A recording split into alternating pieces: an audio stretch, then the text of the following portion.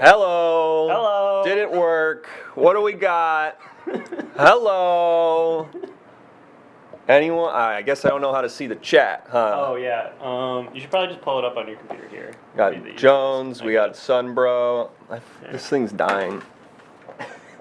Like all of us. Grab maybe the charger's right over there. What's up, YouTube? How's it going, everybody? What's up, gamers? How we living? We're talking politics. I had a huge lunch from Papa Christos, drank a big coffee. I am ready to go. How are we all doing? How we shout it out? My six homies in the chat here. Let's shout it out. Let's let it be known. I hope this is the speakers and I don't just turn off the computer. Oh yeah. Hopefully we don't turn off the computer right now. Hi, Zach Woods. Oh man. It's good to see you again, Silicon Valley Zach Woods. Is there a way I can pull up? Oh, also, I didn't even realize the bar's up here, but everything today will be going to support Armenia. All the proceeds will be going directly to the Armenia Fund. You want to put the chat up there? Yeah, I think putting the chat up here would work. And we're going to, yeah, you're doing bad. That's not good. Let me see what I can do. But also, little peek I get behind the it. curtain here. I'm going to try to watch, but it's so stressful right now. Like, the show currently is stressful, or just politics, or just life. There's so many different things that could be stressful right now. Okay, let's just watch this silent TikTok. Oh, that'll make us all feel better. Okay, everybody. Mostly me. Okay, no, I get that. Hi, Jones. Hi, Jones. So let's The see. headless man. What did I have on tap? All right, we're gonna go through the maps. We're gonna go through some tweets. Oh, I can finally do my check-in on the grifters, which we didn't get to do last time. And there's been some updates. And there's been some updates on the really grifters. Good. There's actually some great grifter news. Yeah, we have exciting grifter news going on all the time, it feels like. So I'm excited to get into that. Let's check in on my guys. As you know, I can offer you guys some guys. Here's a guy. If you want to know politics and what's going on with them, this guy. I think he knows a lot of stuff. Oh, hey, it's Alex too. Hi, Alex. And I like him. He works for Cook Political, and they do a lot of like projections and mapping and stuff based on races. And this guy I like because he's kind of eccentric. He has his whole thing. He has this thing called like the Whole Foods theory or something, where it's like if a district gets a Whole Foods in it, it's going to become Democrat. And if it doesn't have a Whole Foods in it, it's going to vote Republican probably. And he's like showing it in Texas, and it seems to be lining up. So, interesting guy. He's got good stuff to say. Hey, Nuclear Goo, what's up? What up, everybody? Checking in on him today. His name is Dave Wasserman. Good idea. His name's Dave Wasserman, and his Twitter handle is @redistrict. Apparently this guy didn't like Bernie or something, or was just pointing out that Bernie was doing bad in polling. Frats McGee. What up, Frats McGee? I wonder if that 15-year-old Trump supporter is going to come back. Oh, yeah. There was a 15-year-old Trump supporter from California in here last time I did that. Oh, thanks for the sub, Nuclear Goo. So if he wants to stop back in, or she, if they want to stop back in, I was really blown away by them, if I'm being honest. I think that was the same person that kept writing brainwash, brainwash, brainwash in the chat all the time, which I thought was interesting. So you can see we're going to go through these maps and stuff, but the general trajectory of things lately has been Republicans are losing voters in the last couple weeks, and we can all get into why. Last time we were here, I made my projections. It was about 3 weeks ago. I projected this to be the Senate map, this to be the House map, this to be the Gov map, which is really boring, the governor map, as we discovered last time, and this to be the presidential breakdown. And I hope any of this is even slightly visible. And then I have my list of grifters here. I'm really excited to check in on my grifters. And Sadville pointed out, I don't know if he's here, but Sadville pointed out that Ben Garrison maybe is not a grifter. He's maybe an artist. And I can see the argument that he's actually a true artist, just sort of going in a strange direction. But he's worth looking at, I think. So, let's get started. My hair's real big because I walked in the hot sun today. Oh, how do I get out of there? I was walking in the hot sun for about an hour today, and it made my hair get all big and frizzed up. So, it's taking up most of my part of the screen. But let's get into politics. So, from last time, you might remember, this is the website. Let's see what's going on here. Yeah, my hair does kind of grow like a chia pet. That's actually what my childhood hairdresser used to say, funny enough. He used that exact term. He used to say, he said to my mom once, he was like, he was this very soft-spoken gay Thai man who liked to wear like kimonos and stuff to the salon. And he would be like, your son's hair is like a chia pet. It just goes up. And then they all laughed.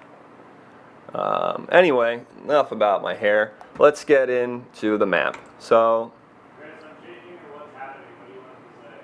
bad news, it's politics. Does that work? I feel good about that.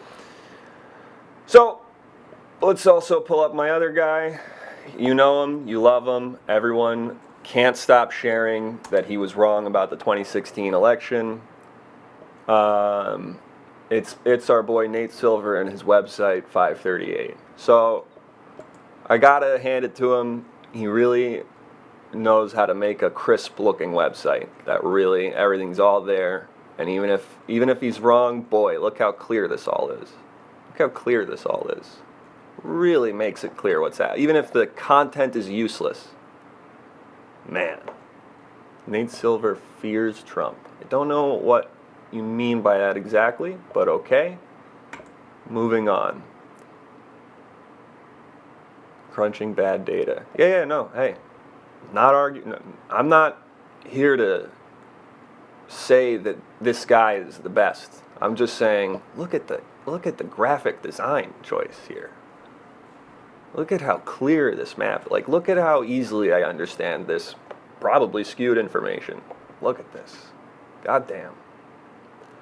Anyway, so we're going to just use this as sort of a base, and then I'm also going to be pulling up Wasserman. He wasn't wrong, though. He had the most bullish take on Trump. Yeah, I don't even want to engage in that, but like he spent the whole last 4 years just going like, I said he had a chance, come on, like I wasn't saying zero. And it's true, like he does, it's never a 0% chance, you know, this is all speculative. And then, yeah, Cook Political Report, that's where Wasserman works. Yeah, exactly. He keeps pointing out that a pandemic is like a 1% chance of happening, but we're living in a pandemic right now, so that's indicative of, you know, some abnormalities happen sometimes. So we're gonna Cook Political's our guy. We like his. Here's his thing right now, and comparing that to 538's thing right now. 538 seems to be a little more bullish on Biden than Cook. Cook is like a lot more in the lean than the likely, which I think makes sense, but also polling's really looking bad for Trump. And again, if you weren't here last time, Jake's just sort of in the background, don't worry about him. Don't worry about me. If you weren't here last time, and actually I think there's a Wasserman tweet that says this better than I can, but it is different than 2016 this year. It just, the polls are very different, even if those numbers and probability stuff is all the same. For instance, we have this, which is that Trump is just hemorrhaging support among seniors. And even if you want to say these polls are skewed, these same skewed polls said Trump was doing 6 points better and Clinton was doing 10 points worse among seniors than currently right now. So even if you put in those same, like there's clearly been a mass exodus of old people away from Trump. And could that be because he's like not dealing with the virus that kills specifically that subsect of people? I don't know. There could be a ton of reasons. It is worth saying that there is a virus going around that is particularly deadly to this group of people, and his response has been like, people got to die. What can you say? People are going to have to die. And these are the people he's referring to that will be dying. These people right here in this poll. So I do think that maybe is impacting it, but I don't have that information confirmed. Another thing that is different,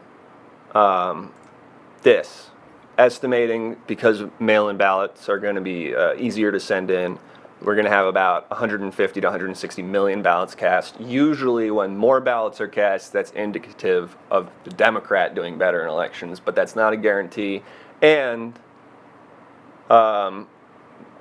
that also, keep in mind, more mail-in ballots than ever, that means more ballots are going to be tossed than ever. And the mail-in ballots are statistically more likely to be Democratic. He has here that I think by like a 2-to-1 margin, Democrats are voting by mail versus voting in person. So what's scary, and the way that Trump could kind of pull his coup or whatever you want to call it, is like on election night, the raw data of votes cast on Tuesday, November 3rd will most likely show a Trump win. But that won't count any of the mail-in voting. But then if he can say, like, look, I have more votes, the election night's done and I have more votes, they can try to just make, tens of millions of votes not count. And I don't know how successful they'd be with that. But that seems to be the thing they're going with. Let me see where he says the thing about voting in by mail or voting by person. Because he's been talking about it a lot. He really loves to bring this up. And if you guys have any questions in the chat, feel free to shout. Okay, here we go. Early in-person / mail voting, which will be about 58%, Biden has 70% of those voters. But election day voters, which is a smaller number, Trump has about 64% of those voters. So that's, that's scary. Yeah, your vote's definitely being counted. And then the other thing is most of the states will start counting mail-in votes before election night. So they'll be actually able to release a huge batch of mail-in votes like 7 p.m. election night, which will, obviously, if the election day voting tilting for Trump, that will theoretically push it way, way back towards Biden's direction. So it might not even have that ambiguity. But Pennsylvania, Wisconsin, and I believe Florida, well, here's the thing. Pennsylvania, Wisconsin, and I believe Florida, they can't start counting before. California can start counting before. There are some states you can count the ballot as soon as it comes in. But there are like 8, and maybe Wasserman, I forgot where I read that, but there are about 8 where they can't count until the day of. So that's Pennsylvania, Wisconsin, and Florida. Those are the states you need. Has the double sleeve thing too, yeah, and that's just going to get a lot of ballots tossed out. There's no way around that. Florida has a really confusing sleeve thing too. My brother voted by mail, and it was very confusing. He almost did it wrong. So we'll see what happens with all that. And Jake, oh yeah, everything now shows Jake was sent 2 ballots. He's not going to do voting fraud, obviously, but he was sent 2. Also, there's a guy who got sent a ballot here who I don't think even lives here, or like has lived here, I meant to say, in like years. And he got a ballot sent here somehow. I don't know. We put it in the kitchen cabinet, and it just sits there, the stack of mail for this guy. We don't know him. I think he owned the house before our landlord did. Anyway, might be dead now. So that's that. That was the little breakdown of voting. It won't really be conclusive, but the problem is, like, let's go back to here. So let's say these are all toss-ups, and then Biden wins, or Trump wins, sorry. All these. This is a very realistic possibility. So even if it's like looking like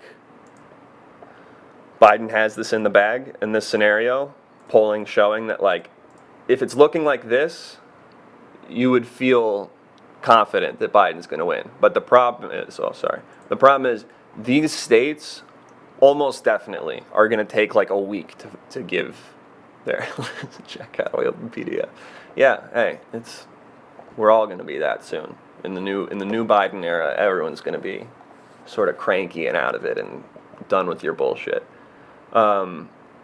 So yeah, you're looking at like a week where this is the map, and especially if on the day of voting totals in Pennsylvania, Wisconsin, and Florida show that Trump wins, even if the mail-in votes will change that, then you're setting up for the exact thing that happened in 2000, where like Florida can decide the election pretty much, and they can just toss ballots. And yeah, Florida has one +10 poll out for Biden, but they have a lot of not +10 polls out for Biden, and we can go over here and see that.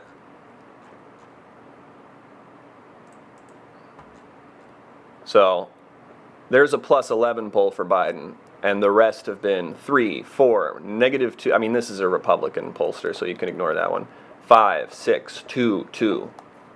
That's not a slam dunk. So Texas, I don't think is turning blue, but I think a lot of those congressional seats are going to flip, which we'll get into later. But Texas is like a very much competitive battleground state right now, even if it ends up being, and like, as this will show, Texas won't really have an impact on who wins, except that if Biden was to win Texas on election night, it would like obliterate any chance of Trump winning the election. North Carolina, I think they count before. I wish I could find that list, but I think it was just in my timeline when I was scrolling Twitter. It could have been any series of journalists. Oh, me too. I think we'll get into, you know what, let's do it right now. Let's get into my projection.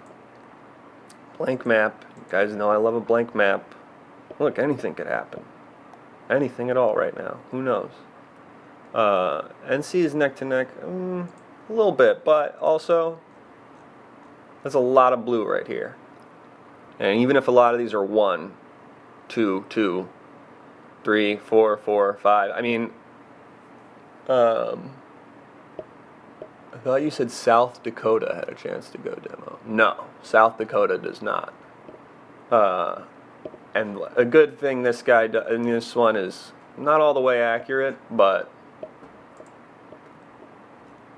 yeah, I mean, it's worth saying the polls in the last 2 weeks have been horrible for Trump. Since we last spoke, every poll has gotten worse for him. What do I think the chances of getting Lindsey and Mitch out? Lindsey high, Mitch virtually none. But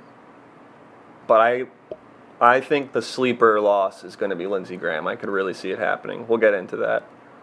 So let's start with these are the ones that are the, 100, even if you don't trust Nate Silver, obviously these ones are safe. If he's giving it a 99% chance, or a 96% chance or whatever, it's crazy that Utah's that low now. A new poll out of West Virginia showed that Trump's only up 15 in West Virginia, which he won by like 40 in 2016. So that's like a huge red flag. The fact that West Virginia is even out now a 1% chance for Biden is absurd. Speaks to how much Trump is cratering in support in the last 3 weeks. And I really think it's all old people. But still, Trump's not losing these. West Virginia has a lot of fossil fuels. I think that would make them like Trump even more, though. I don't get that. So we can like go through these states. There's no surprise here. Boom, boom, boom. Nebraska 3, Nebraska proper.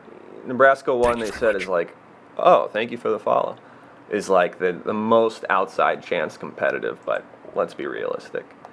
No, nothing. Safe as, oh, Kansas, hang on, let's not put it there yet. Utah, maybe in 2024, but I don't think. Tennessee, Kentucky, safe as hell. Arkansas, Alabama, Louisiana. Now, it's interesting, I think people don't realize this, but statistically speaking, Mississippi's not as red as people think. I mean, it's going to be a red state, but the margin will actually be Biden has a 12% chance in Mississippi. Just to contrast that, go to Alabama right next to it, he has a 2% chance. So I think people don't realize how purplish Mississippi could become, especially in the next couple cycles. Yeah, the red parts are just super red. That's right. It's a very segregated state still, which you'll be able to see very clearly in their congressional map. Alabama, too. So we're counting that as safe. Missouri and Kansas, like, these were purple states. Missouri has had this, like, crazy shift to the right in the last 8 years. So I think these are pretty much guarantees. The ones I won't put as guarantees, I'm missing one that's a shoo-in. Oh, Indiana. They've got Indiana in the bag. That's, again, that one voted Obama in 2012. It's so safe. Yeah, the environment, that could be it. But Indiana is like such a red state now. South Carolina. So, or before, I would have put South Carolina, Montana, and not Arizona, and Alaska as states Trump can't lose. Snowball's chance in hell. Like, that's not going to happen. But in the last 3 weeks, I'm not saying these are like Biden's now, but like, there is a world in which Biden wins these states. Like a not ridiculous.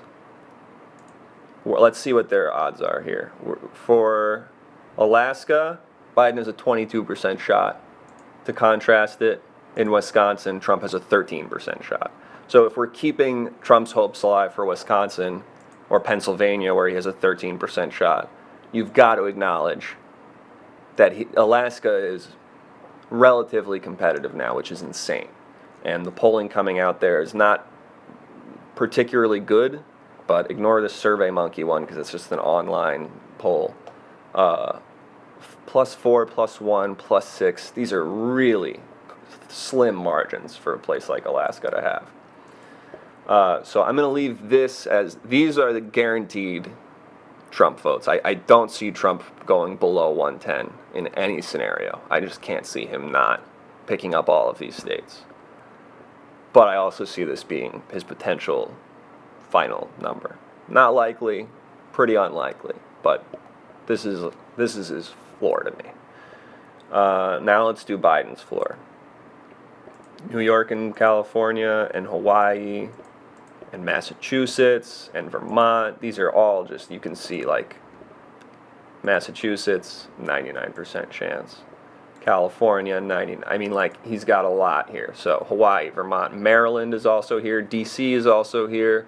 Rhode Island, also there. I think we can bet Biden's going to win his own state of Delaware.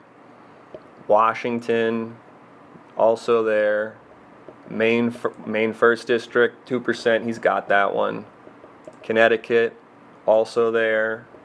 Illinois, of course, also there. Jersey, 2%, that's a Biden. Oregon, 3%, we're counting that. If we're counting Mississippi with 12%, we're counting Oregon.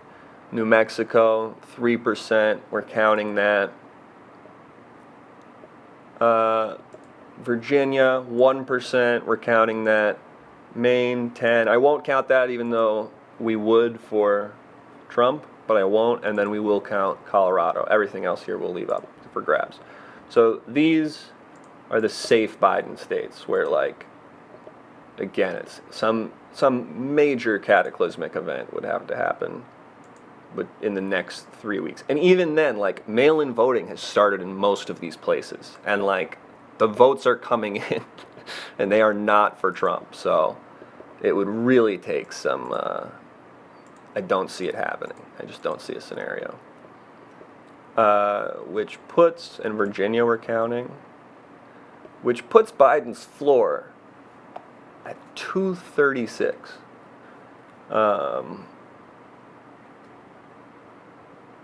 That feels right. That's very close to 270. And, like, maybe you could say there's some crazy thing happens where he loses Colorado, but I doubt it. And, like, there's a lot of states here that I could put into that safe category for Biden, but I won't. So then we go into our like next tier, the ones that we think are pretty safe, even though we're not going to call them. Yeah, that's going to be in our next tier of like pretty safe, but we're not going to call them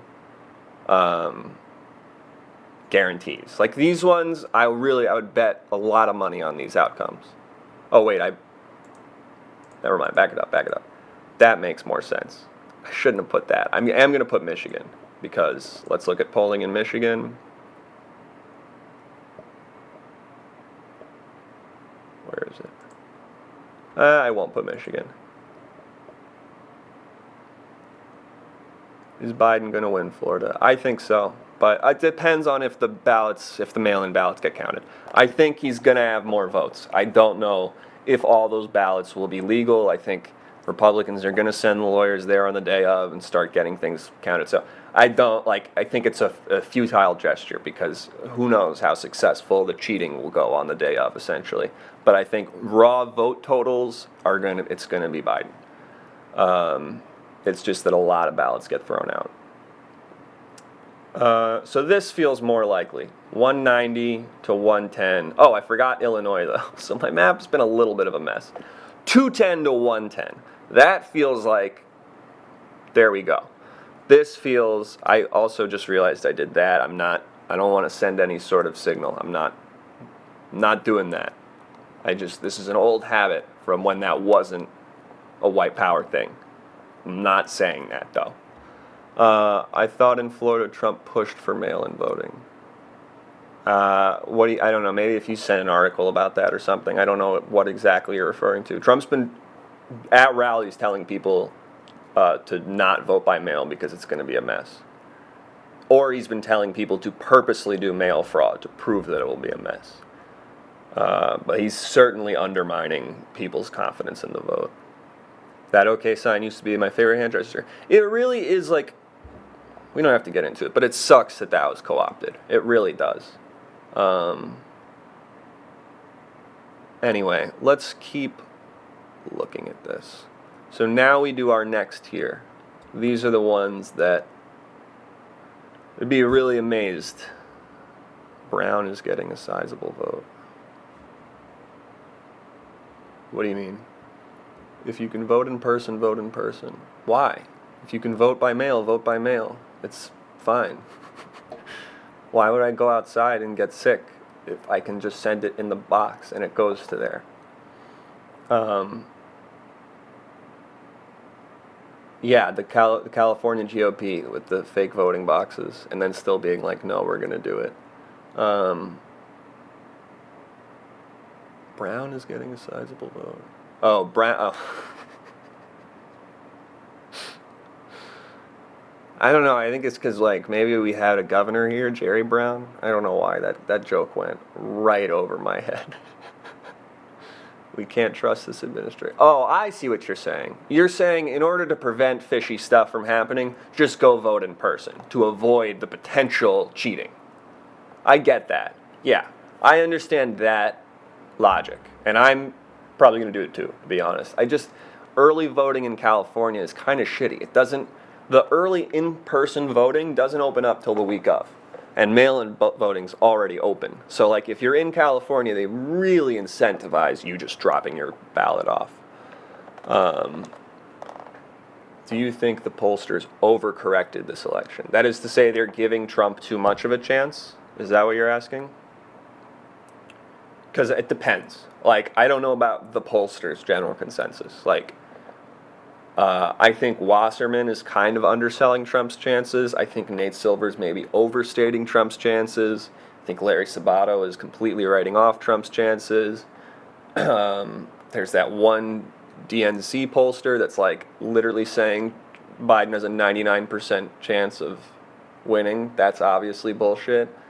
Then there's like Rasmussen that are always saying Trump's going to win. So I don't know. But like, I think everyone is purposefully this time saying, like, it's looking very good for Biden, but remember, none of this is guaranteed. And that's the correct thing to say, because there's 3 weeks to go, and we don't know what's going to happen. I will say, this year it's a little different because more people are voting by mail than ever, and a lot of people, nearly 2 million people by now, have already cast their votes. It's done. There's no changing their vote now. I mean, maybe actually in some states you can go back and change your vote. All bias aside, I think Biden's going to demolish him, and we'll get into that right now. But again, I'm not guaranteeing that in any way. I saw Dave Wasserman from Redistrict estimate that there's going to be about 25 to 35 million more voters this time, or no, 15 to 25 million more voters this time around. I didn't see his actual data for making that claim, but he is not one to state baseless numbers. All right, so let's get back to it. We're looking at the next tier. These are the ones that I'd be really amazed if the other person won, but it's supposedly possible. So certainly possible. And I would put, this feels like the standard. Like if you got a 70% shot, according to Nate Silver,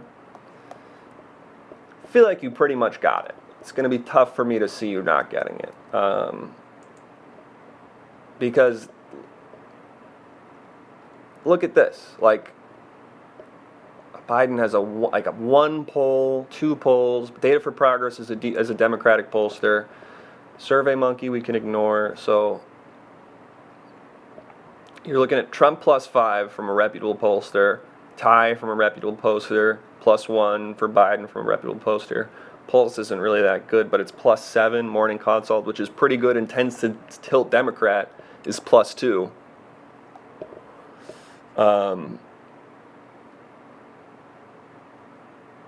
So, again, I mean, maybe Biden could win here. Maybe like 70 isn't quite the. Maybe they have to be a little above 70 because I wouldn't put Florida in this tier of safe for Biden, but I would put like Nebraska second. So let's say 75, except I'm going to count Texas for Trump in this category. Check on Michigan. It's a 91, so that's definitely going in this category. So the only ones that aren't. Where's New Hampshire? New Hampshire is getting safer for Biden by the day. They had a pretty reputable pollster, Suffolk, put out a 10-point Biden lead in New Hampshire. So Trump was, I think, really hoping to get those 4 because strategically they're important in the chance of him getting 270. But Biden seems to have shored that up, which also is not good for Trump's chances in Maine second. So we'll see what happens there. I'm going to leave that as a pure toss-up, though, probably. So for this next tier, certainly... Oh, wait, we're going to start with Trump. So this next tier, I'm going to give Trump South Carolina, Montana, Alaska, and Texas, which is pretty significant. If Dems lose due to mail-in ballot errors, it will be pretty scary if that happens, because even if like it's Trump wins again, like if it comes down to a ballot discrepancy, the outcome of the election, the whole country is going to become so fucking chaotic. Like regardless, people are going to say the other guy won. Whoever wins in next month, holy shit, whoever wins next month, a bunch of people are going to be like, no, he didn't, the other guy did. But like, if it really comes down to those clear discrepancies, where even sane and rational people will be like, I really think my guy would have won, then it's going to be so chaotic, and I really don't want that to happen. I will most likely leave the country if that happens. Like, I've been like making some tentative preparations for like if I have to flee the country. And I don't think that's irrational. I don't think it's necessarily going to happen guaranteed. In fact, my money right now is on everybody being surprised at how quickly this all wraps up. But we'll see what happens. Where was I? Trump. Those are his only ones. So now, like,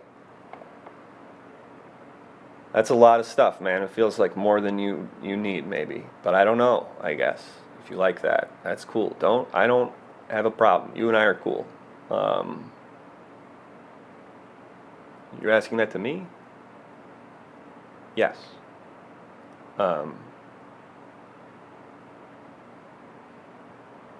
Anyway, so this is like, these are the ones I would like bet on Trump winning.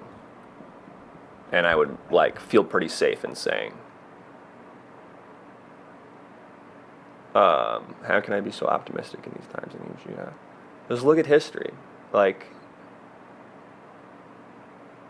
when these things happen, I think history has shown that they're these huge crashing waves that feel all-encompassing.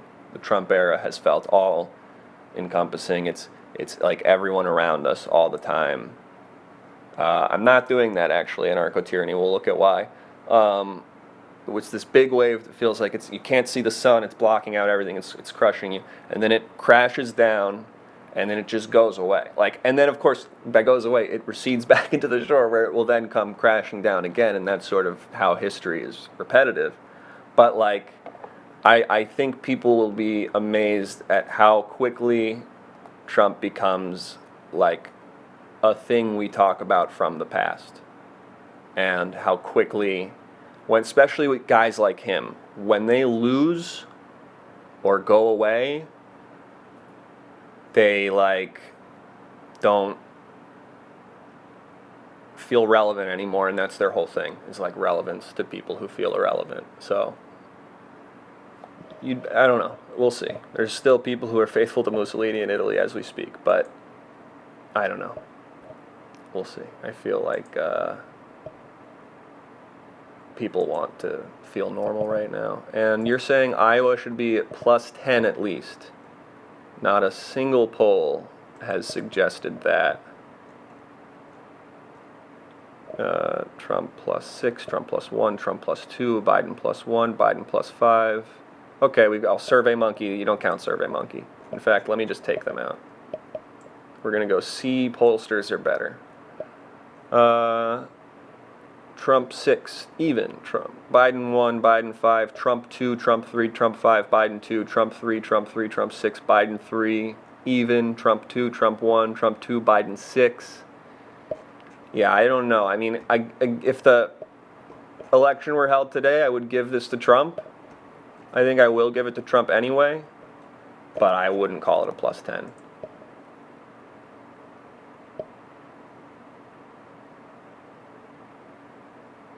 No one had Trump clear win in Iowa in 2016. He won by 11. Okay.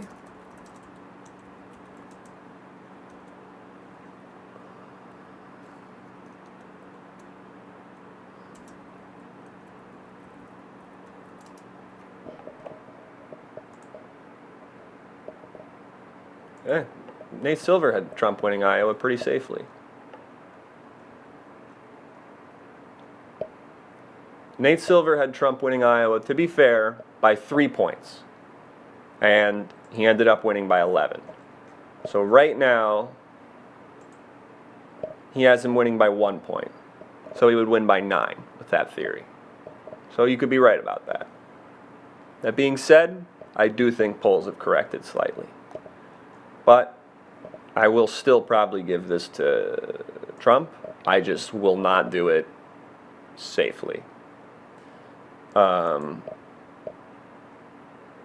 also the reason, hey, what's up, Ben Northern Lights?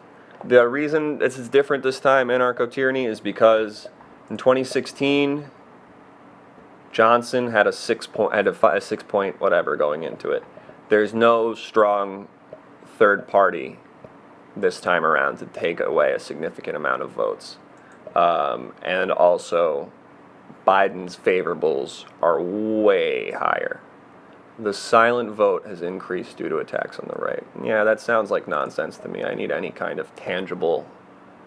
that just feels like a thing someone's thinking looking at the scene. I need, more data to back that up. I just voted today. Remember when he was impeached? Yeah. Remember when voters over 65 left him in mass, according to pollsters that said he was doing very well with them last time?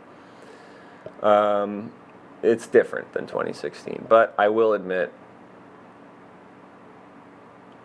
again, you're just saying statements. It doesn't mean anything. I can say everybody wants to kiss Biden on the mouth. Doesn't mean anything if I say that. I voted Gloria La Riva in Illinois for POTUS. I know it's nationally broadcast, but I can't stand either corporate bankster on Dem or con side. That's fair, but sounds like just like why vote for that lady? Is she anything good about her? She do anything nice?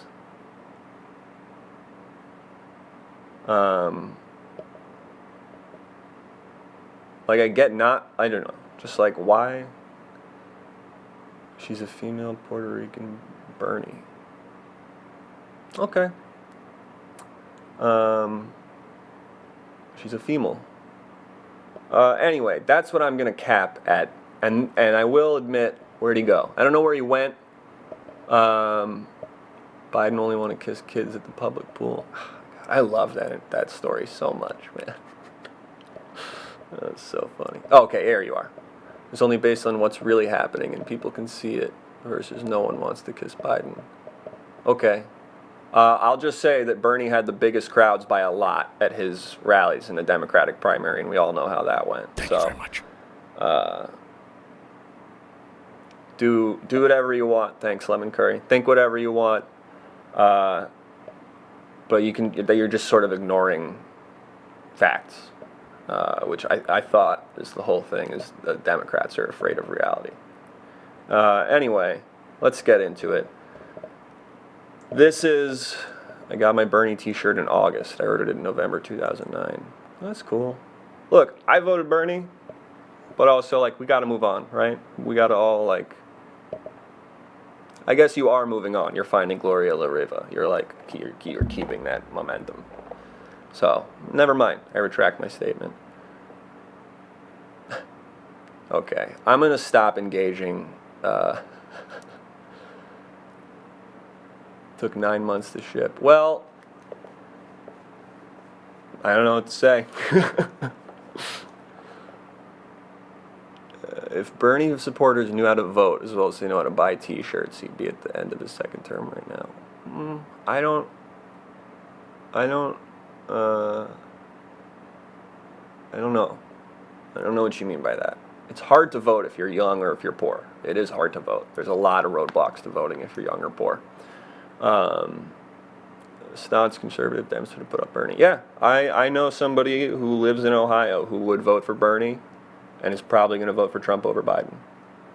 But there's a ton of people who would vote for Trump over Bernie who are voting for Biden over Trump right now.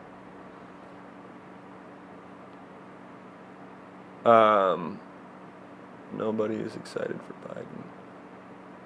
All right, anarcho-tyranny. Actually, the reason I'm going to engage, I don't have any data to show you this, but actually, I'm awesome and really cool, and I'm the best in the world, so I don't need to talk to you. And it's just anyone with eyes can see that. And, you know, it's just something where, like, if you're paying attention and if you're not being brainwashed by the lamestream media, you can obviously see that, like, I'm a really cool guy, and I don't need to, like, talk to you. So that's just, like, what my eyes see, and if you want to be blind to that, whatever, man, do whatever you want. Oh, thank you for the cheer. Bernie fought the good fight, and he and most third-party candidates can't compete when Obama throws. Yeah, that was fucked. Obama endorsement was clearly fucked. What I will say, though, is, like, in the long term, it might have been better for Bernie's. Just trying to be an optimist about this. In the long term, it might have been better for Bernie's goals that he did not win in 2020, because now they largely have majority support. Like Medicare for All, 66% polling in some polls, whatever. Legalizing marijuana, I guess that was already kind of going up even before Bernie. But, like, he pushed a lot of stuff into the public conversation, and then he didn't get to a place where, and people are going to think this is crazy, where he could be scrutinized to the degree that would diminish a lot of his ideas. If Bernie had won, and it was Bernie Trump right now, we would have spent the last 6 months learning about every bad communist ever to exist. We would have Trump's slightly up with Hispanics, and very slightly up with blacks, but more significantly up with Hispanics, and pretty down with college whites, not so much with non-college whites, and insanely with seniors. Anyway, we would have gone over every guy who's ever killed someone who is left-wing. We would have gone over every failed state in history. Bernie would have had to denounce every guy who's ever read the Communist Manifesto. Like, the headache we would all have right now. The amount our parents would be saying, or whatever. The amount the, like, moderates would be going, like, I just don't want to live in a country where, like, we have bread lines. And, like, I just worry about, like, that would be completely the narrative of the last 6 months. And I think, frankly, it would be more effective. And the reason that Trump's not making any headway into trying to critique Biden is because it's almost like they thought they were going to go against Bernie and didn't have a backup plan. And now they are, like, trying the thing on Biden, and nobody buys that Biden is a socialist. And nobody buys that Biden is going to usher in the era of, like, the Bernie presidency. Like, because of that, it's really actually crushing Trump's whole strategy. Because he just keeps going like, the crazy radical left is going to step in, and anyone who knows anyone on the crazy radical left knows that they hate Biden, and they fucking want nothing to do with him and wish he wasn't the nominee.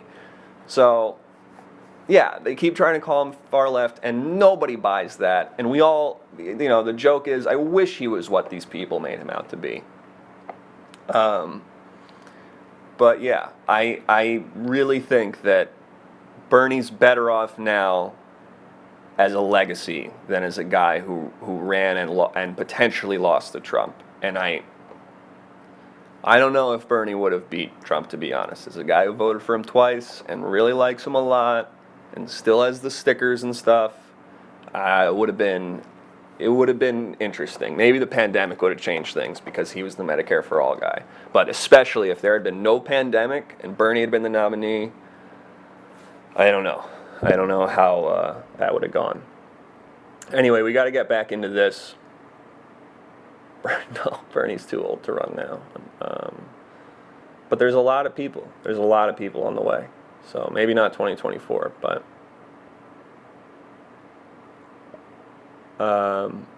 Bernie absolutely would have beaten Trump. I just don't know about that, just a tiny taste. Because you have to remember, like, I guess the reason I think he wouldn't is because he lost the primary. Because his whole argument with winning the primary is we're going to win the primary by activating a voting base that's not voting. And he wasn't able to do that. Like, those non-voters remained non-voters when it was time to vote for Bernie. So that to me felt like proof that unfortunately the election seems to be made up from getting these just like fucking moderate people in the suburbs of Wisconsin and Pennsylvania and shit to, like, vote for you. And yeah, too many boomers hear socialists and think of World War II. Too many of these moderates want fracking. Too many of these people, like, don't want progressive things. And it's not because they're, like, far right, fascists or whatever. They're just like, the news tells them all these things are bad, and, like, they don't want to do them. My mom is a boomer. She loved Bernie's ideas, but just because he said socialist, she voted against him. Yeah, I think if he had run and he wasn't a socialist, I mean, he's been a socialist his whole life, there's nothing he could do about that. But if he had, at a young age, not put that label on himself, I think he'd be president the first time.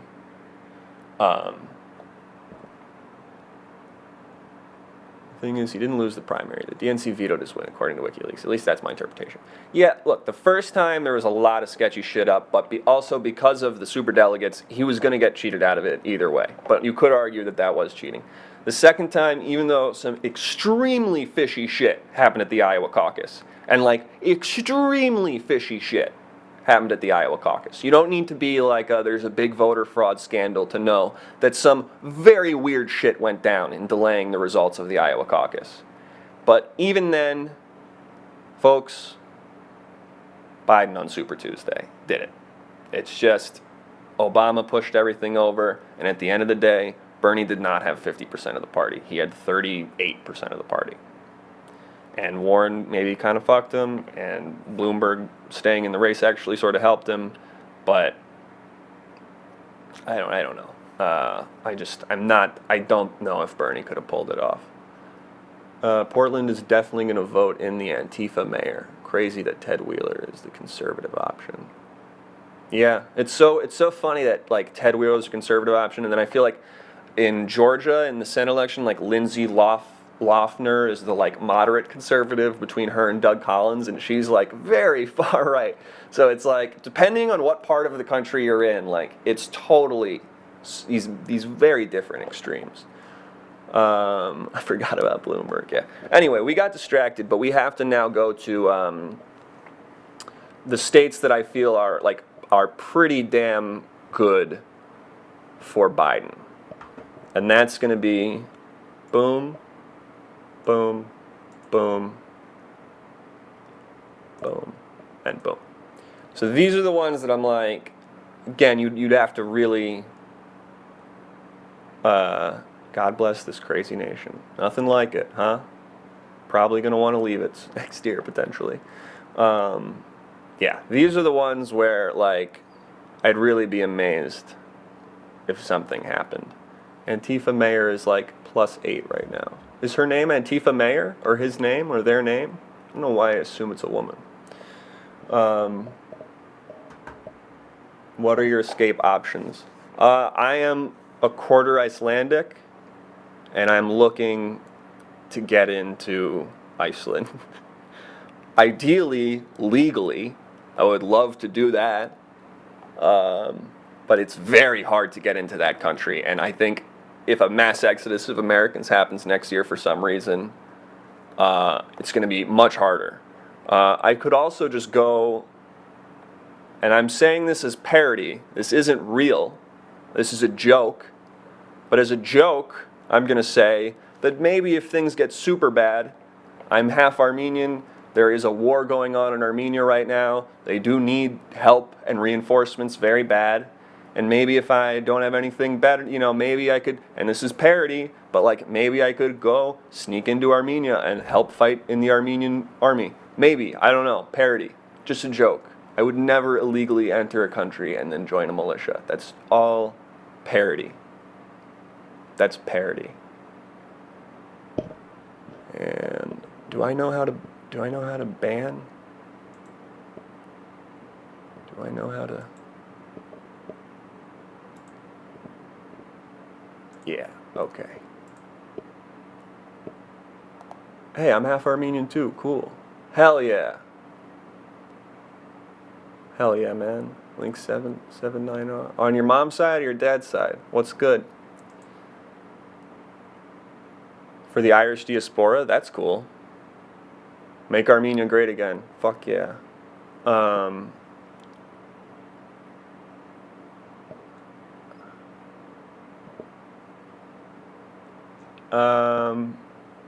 Not time for this today. What's going on here? On my mom's side. Oh, that's dope. I'm on my dad's side, so I have the last name. That's Armenian. What's your other half? She came over with my grandpa when she was 8. That's awesome. Yo, what are you doing? Trying to predict election results? Kinda. I'm more of just like sort of going over what I think they're estimated at, and then talking about them. Right now, these are the states. This is the map where I'm like, be pretty surprised if anything deviated from this.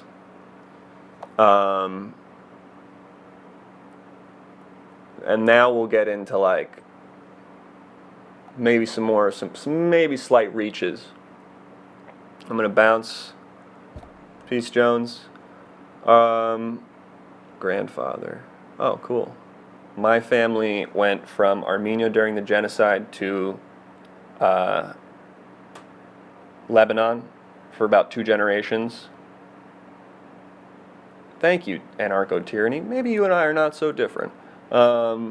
Except we are in a lot of ways. But maybe we're also the same in a lot of ways, and that's cool.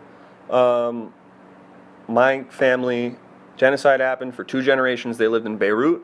Then the Lebanese Civil War started in the 80s. So my dad, when he was about 19 or 20, first went to Paris, and then he took a boat from Cyprus into the United States. My dad's dad was arrested on drug trafficking charges when he came into the country and spent over a year in prison. We believe he was set up by the mob, though. It's kind of a long and complicated story, but it's very interesting. No, man, I'm not trying to control you. Do your thing. But also, your guns, like, scare me, if I'm being honest. Are you the guy who said you had, like, 7 guns? Like, you can have them, but, like, I'm just, like, a little freaked out, if I'm being real with you. Yeah, he was arrested on drug trafficking charges as, like, a refugee coming into the country from the Middle East, and I think that that could be a story that, on the headline, you think, like, oh, this proves what we, my preconceptions about this region and stuff, but when you really get into the story of how my grandpa ended up in jail for like 18 months on drug trafficking charges from entering the United States, it's very tragic. 3 guns, very experienced, very safe, legal and lawful. I'm not doubting that in any way. I'm just saying, boy, I'm afraid. I'm just saying, if you and I were hanging out and I knew you were just like, there was a gun there, even if I knew you were like so experienced and such a rational person, it's gonna throw off the vibe. You know what I mean? Anyway. Yeah. Be afraid of baddies with guns. Not good guy. I'm just like afraid of anything that can kill me. I'm afraid of big cars. I'm afraid of like spiders. I'm afraid of food that's not nice. A gun is very scary. Beta. Oh, come on, brother. You're better than that. Biden's campaign announces they have. Cool. Fucking spend it. Don't have 400 million cash on hand. Fucking spend it. That's cool, though. That's another way this race is different.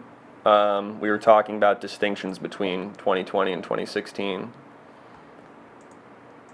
Band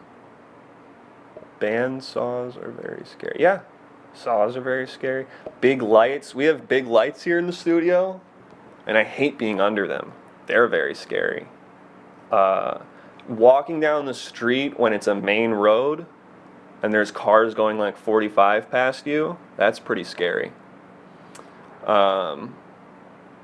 Anyway, enough about just listing off fears, which I could do for a long time.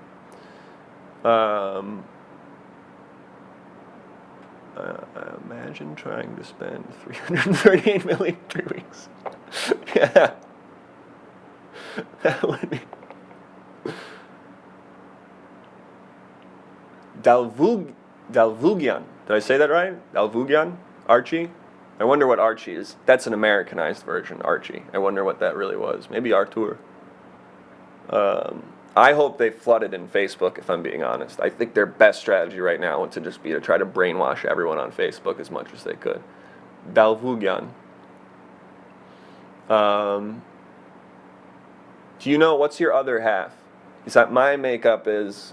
I'm half Armenian, quarter Icelandic, and then quarter, like, exactly Bernie Sanders, Jewish guy from Brooklyn, raised in, like, the 1930s. Brooklyn is like, Russian or Ukrainian ancestry way back, but just, like, 4th generation Brooklyn Jew.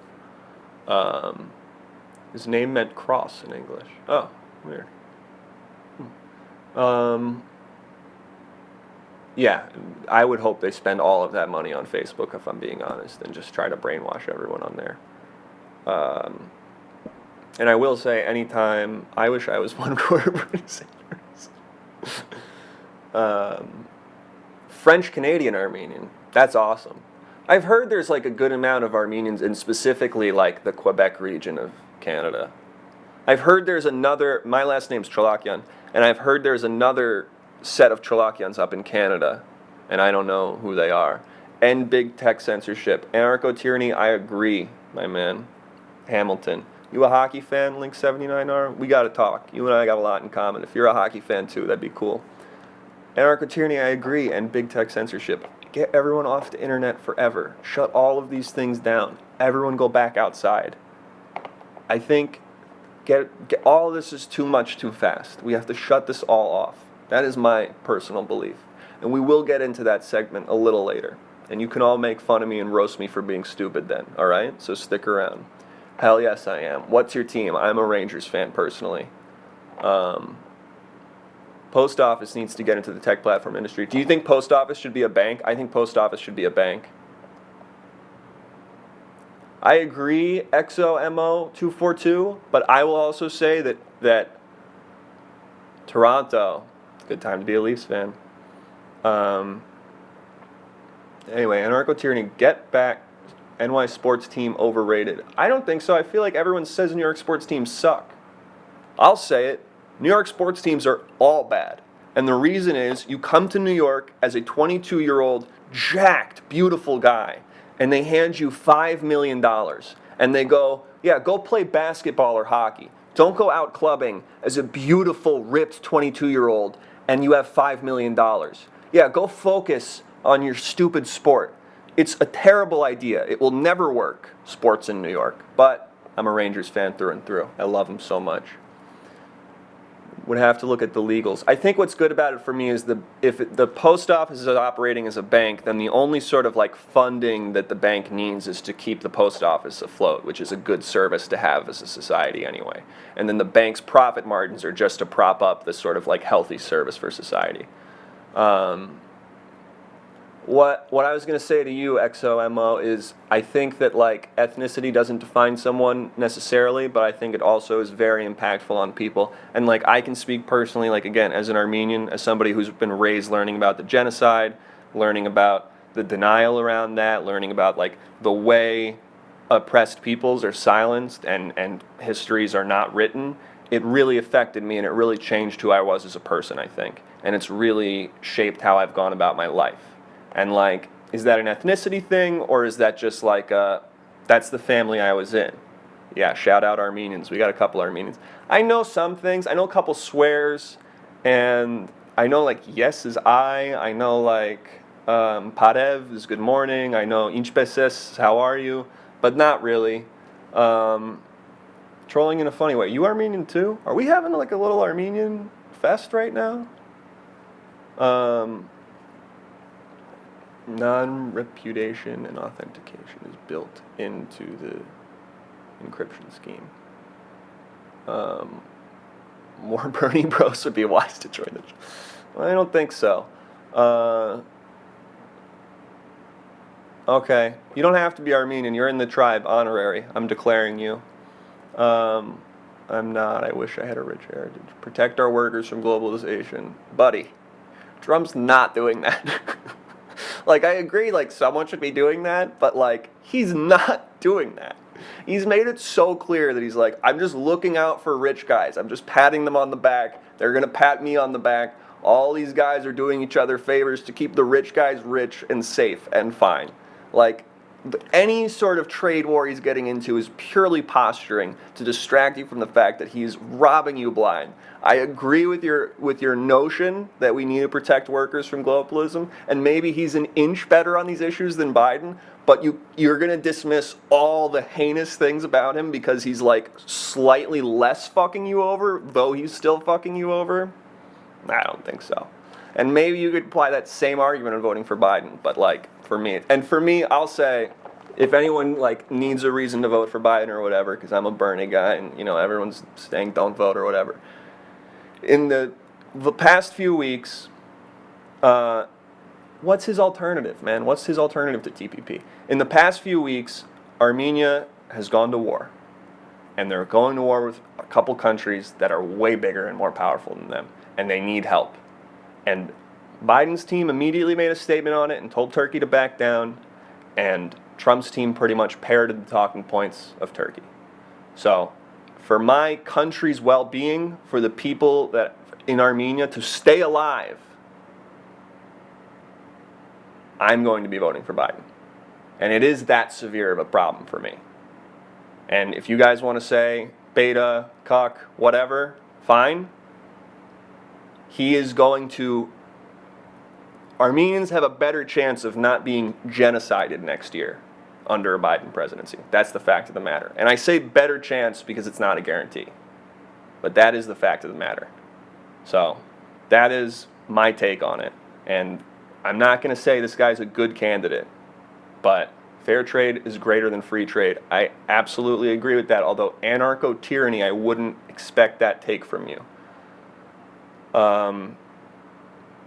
Someone's talking about, I think, are you guys going more into this post office as a bank thing? Because I think it's a good idea.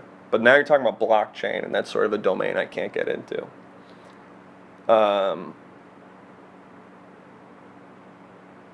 You got to do at least some sort of driver's license. I've lost you guys, but keep it up.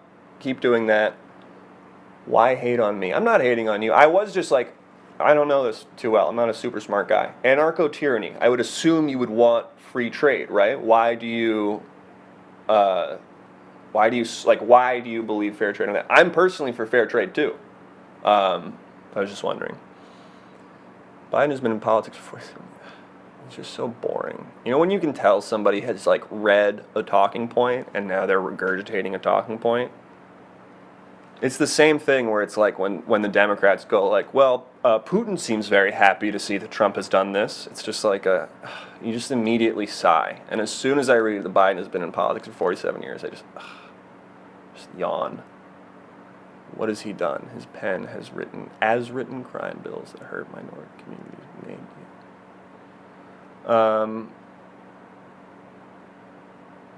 Okay, just like Obama did some good stuff. I don't think they're great, but like Trump's just an awful person who's stupid and incompetent, and I will not vote for him.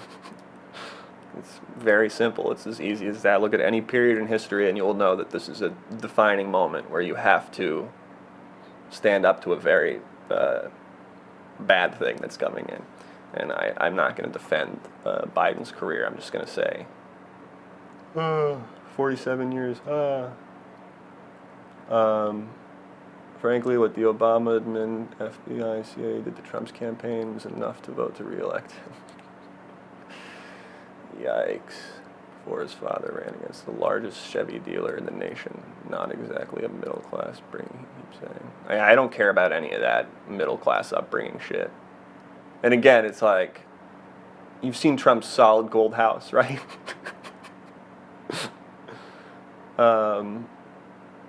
Wait, I got the answer I wanted from anarcho-tyranny. Balance tariffs to currency manipulation and trade imbalances. Oh yeah, I agree with that. Yeah, I think that's a really,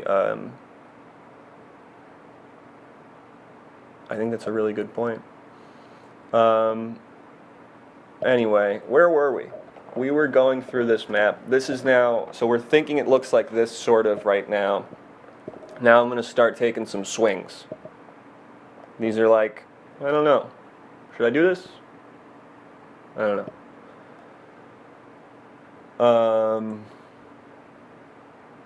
That one.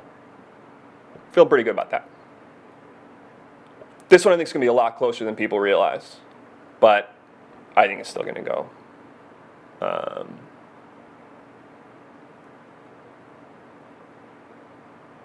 Trump made his bit money. Yeah. You know, I feel like I wish I could be as smart as he was in making all that money. And man, if I just had millions and millions of dollars to just give me that head start right now, I feel like I'd be able to do it. And if I had just millions and millions and millions of dollars right now, I feel like I could become a guy who owes $450 million to somebody one day. I think I could do that. That's not as impressive as I think you make it out to be.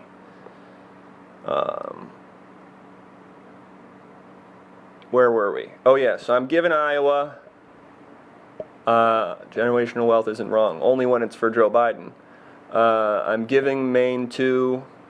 I think Georgia is going to shock a lot of people in terms of it's just as easy to lose. Yeah, like you could, in theory, owe $450 million to somebody. That would be a bad sign that you've maybe lost that money. I'm giving Georgia to Trump because I think there's a lot of people who are not going to vote for Graham because they're like maybe not cool with some of his, like the fact that like maybe there's some secrets about him. And to balance out not voting for Graham, they're going to like kind of compensate and vote for Trump. Or at least will like not vote against Trump because they're like, I don't know. I think this again will be slim, but I just think there are more Republicans in Georgia.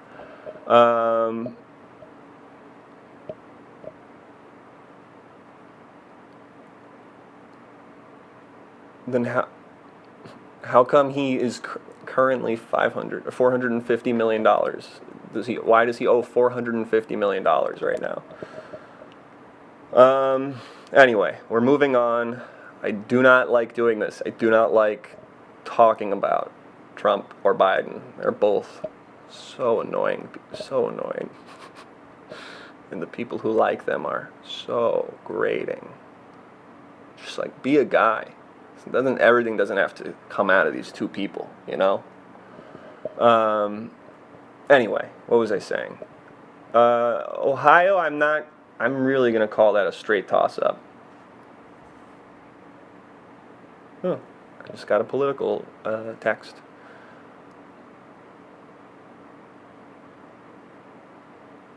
So you're saying, like, Biden embellishes that he grew up middle class. Trump admits that he just inherited a bunch of wealth and blew it. Look, not time for this today. I understand those issues with career politicians, and it's a shame because, like, I think politician is a viable career. But the problem is, it's like really in the past 30 or 40 years, kind of since Reagan entered the scene, and I don't think it's because of him. I think he was part of a movement that was happening. Becoming a politician has become, like, profitable.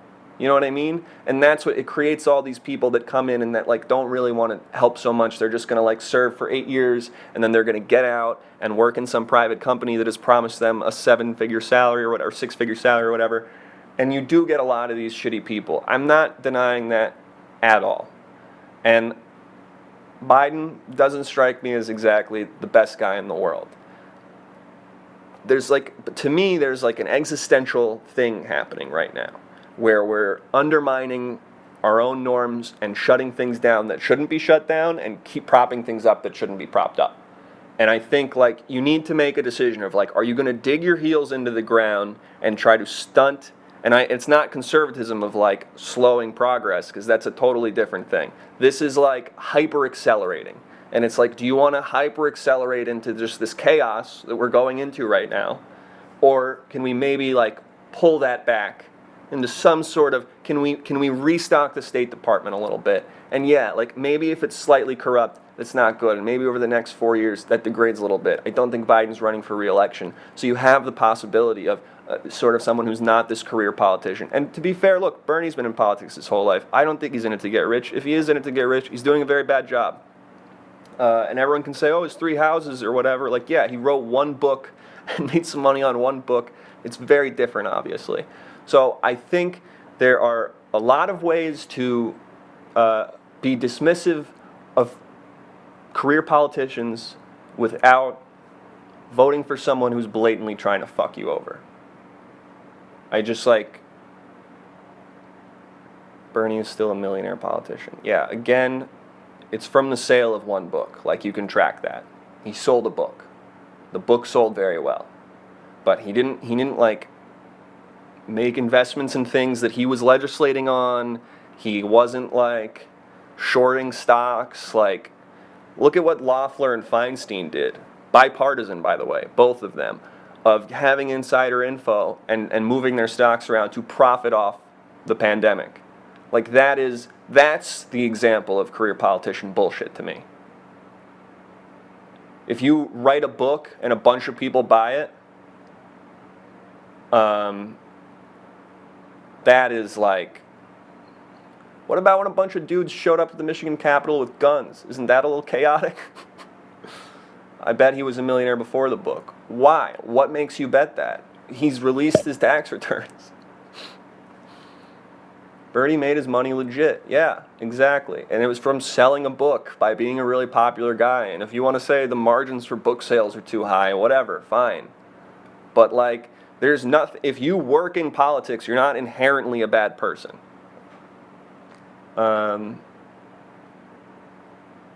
The average Joe can be a millionaire if they max out their 401ks and invest in ETFs over the course of 50 or 40 years of wages. What if I don't have a 401k and I will not be making consistent wages? Is there a way I can be okay? Do you know anything that could help me maybe have money so I could eat for a while or ever, maybe like for my whole life, ideally? Anyway, it's hot under this light. I'm going to keep going. We were calling the ones that I think Biden's got, or Trump's got. Honestly, I think federal senators should become... You think they should become millionaires? That's interesting. What do you mean by that? Yeah, Biden's very poor. He is poor, and yet he has, like, kind of sold out. It's weird. Biden's a really weird guy. Federal senator is a high-level job. Oh, you're just saying, like, as an incentive, that's actually really interesting. So, like, to incentivize not profiting outside of it, you should just make enough money within it. I don't know if that would work, though, because then you're like, I can make even more money. I can become a millionaire through the Senate and do insider trading. Like, I think there need to be stricter... I think once you've worked in government,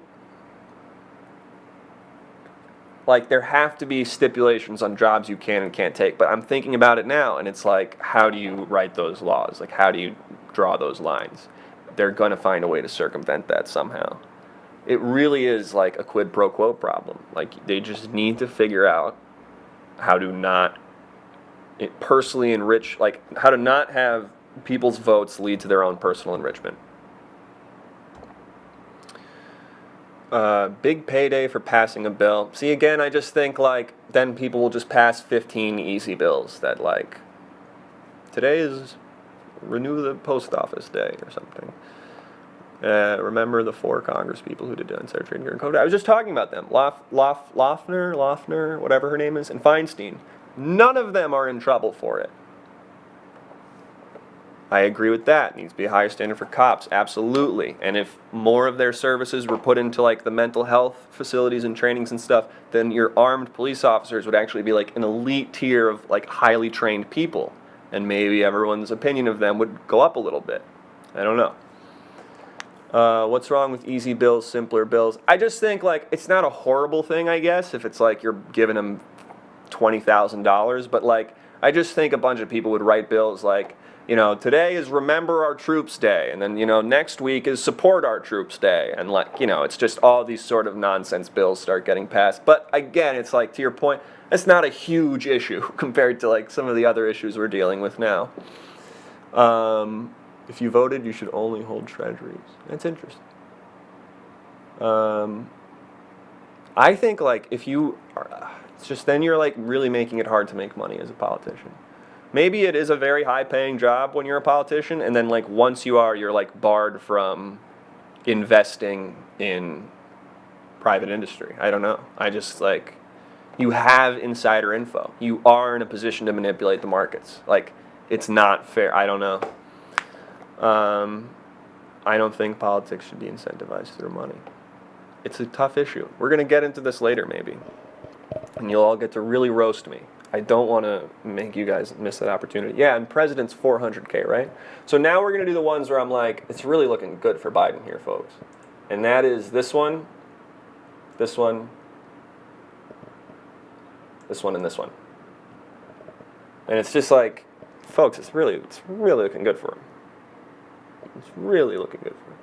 Yeah, money is politics after you're done. It's interesting that, like, so many people are honing in on this problem of, like, career politicians and money in politics and corrupt Democrats, insiders and stuff. But I don't know why that makes you think Trump is, like, a better alternative. Like, I don't... Did we all see him dancing to the Village People a couple days ago? I nearly had an existential breakdown when I watched that. Because I was just like, where are we? Like, how did we get here? Or when I was watching Don Jr.'s speech at the RNC, I was just like, this guy sucks. And, like, not even, like, forget politics. Just, like, I don't want to be around this guy. Like, I don't want to hear this guy talk. Like, this guy sucks. Like, and, you know, he's not his dad or whatever, but just, like, ugh. You think Biden will sweep PA, Michigan, and Wisconsin? You crazy. Why am I crazy? He's up by like 9 points in all of these states. Even if you give the 9-point swing, that makes it neck and neck. And again, it's like the polls are much different this time around. And voting has already started in a lot of these states. Fake polls. Okay. Can't do anything about that. There's nothing I can do about that. Did you see how the polls did in the 2018 midterms? Because they did pretty damn well. They were like pretty damn accurate in 2018. Polls suck. Okay. Trump supporters hang up. Why were they able to do so well in 2018 then, is my question. Like, the same pollsters were calling the same people, theoretically the same people were hanging up. Why was 2018 very accurate? You're talking about Trump, who is that? Hello, Sadville. I'm having a really interesting night, I'm not going to lie to you.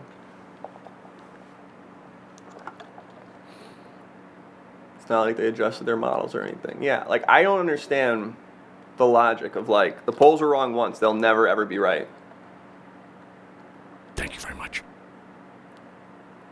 Thank you for the follow.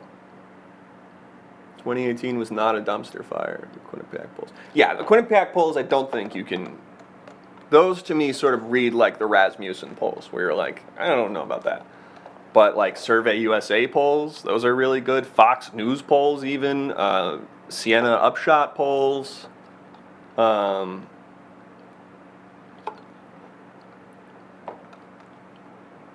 I don't know. I mean, 2020 is going to be interesting. Yeah. I don't know. I think everyone might be amazed at how uninteresting it is. It's my take. Especially because Trump actually held midterm pretty well, all in all. No, the Democrats had a huge shift. There was a huge blue wave. I think Q had a plus 14 in Georgia today. Plus 14 Democrat in Georgia today. Gained Senate. Yeah, but that doesn't, like, they were modeled to gain the Senate. And did they gain or retain? I thought they retained the Senate. They gained 1 seat in the Senate, right? I don't remember 2018 exactly. I believe they went from 42 to 53, or 52 to 53, I think. I don't know.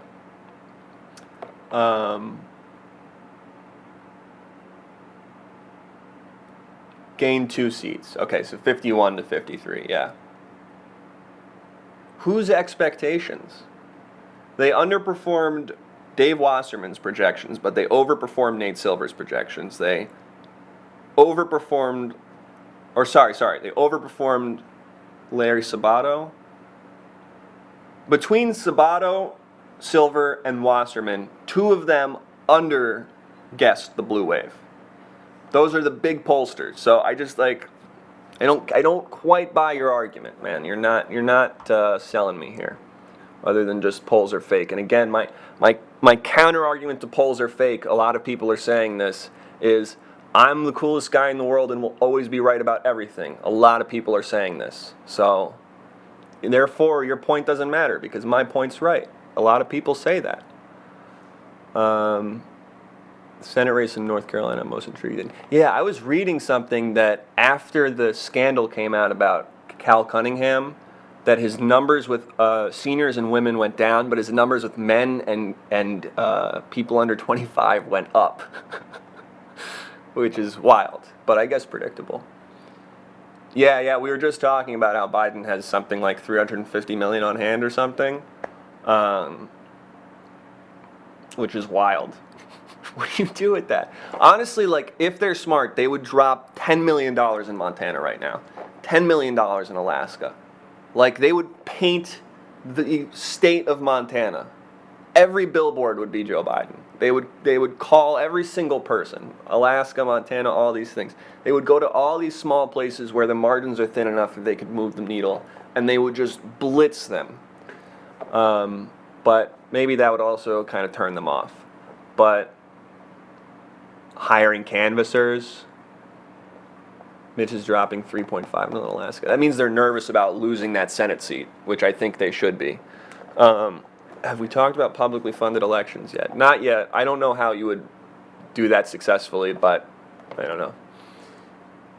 Yeah, Republicans are already starting to say. I've heard what is his name? Tom Tillis, saying that like, look, if Biden wins, you guys want someone to balance out the Senate, right? Which is so funny. It's like, oh, it's awkward. It's pretty awkward. He sounds like Thom Yorke, yeah. Anyway, and then these three, to me, are bona fide toss-ups.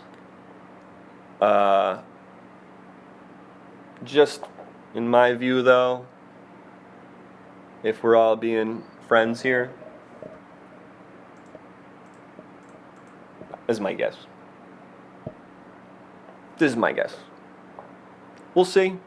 Everyone's gonna be like, stupid, wrong, fake, gay, all that stuff. I know. This is just my guess. I'm just guessing.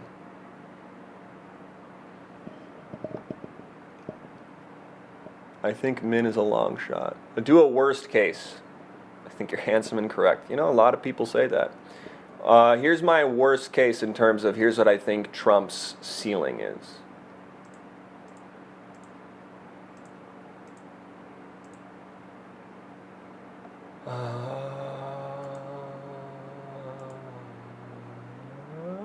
What do we think on Michigan? Oh wait, yeah, thank you. I'll give him Michigan. So this to me is, I feel like, you're not going to see a bigger Trump than that. Just for the in terms of like preserving people's like no one in this country killing each other a lot. This is actually a preferable map in a very convoluted way to like this. This would, or maybe one more change to make this fair. Oh yeah, like this. Like this. And Trump would win in this scenario because he wins in the House tiebreaker. This map would like end the United States as we know it. Like this would be such fucking chaos. Swing that, yeah. I mean, you're not wrong, Sadville, but then it's like this whole race hinges on a recount in fucking NE. And then also, what if you do this?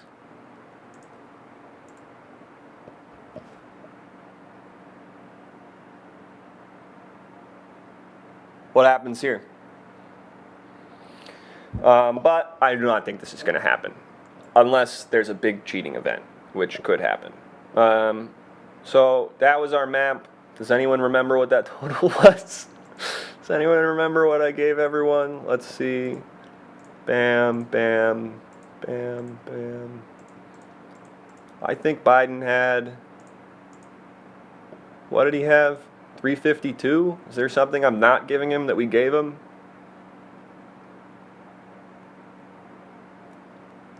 I think we gave him 352, right?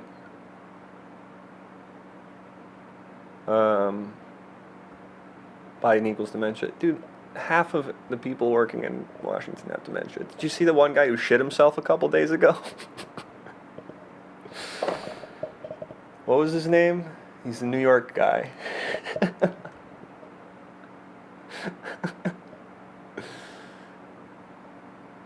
Richie Neal. No, that's the shithead from Massachusetts. I fucking hate that guy. This is the New York Dem that AOC endorsed that was really fucked up. She shouldn't have done it. What the fuck is his name? He's always in the things. He's always talking at the things. He's that old man who looks like no one looks. Like no one has ever looked like.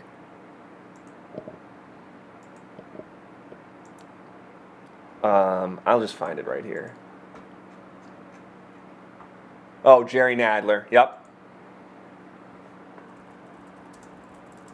Look at this guy. Can we get a picture of his body? And I don't want to shame people.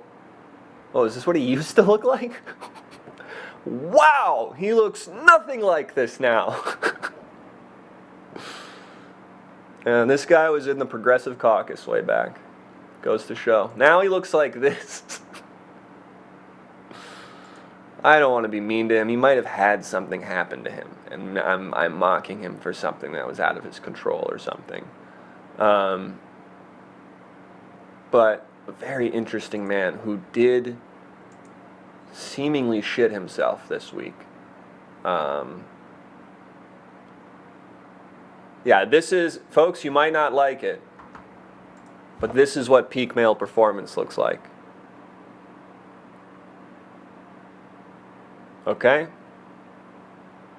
And I don't make these rules.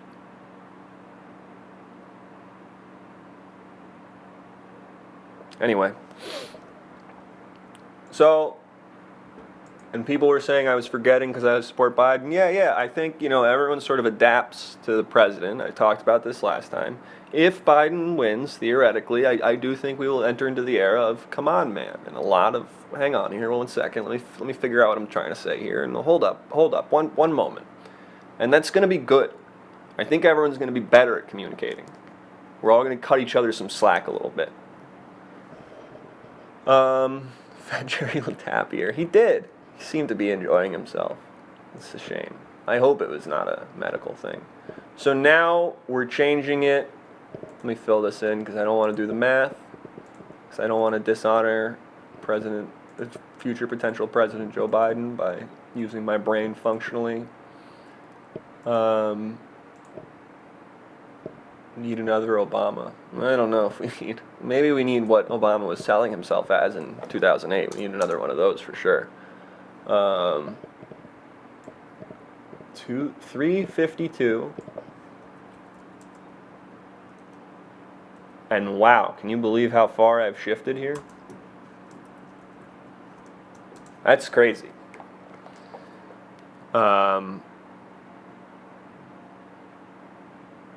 Yeah, Bernie could do something in Ways and Means. Although, thank you for the follow. Although, I wouldn't be surprised if they once again rat fuck Bernie.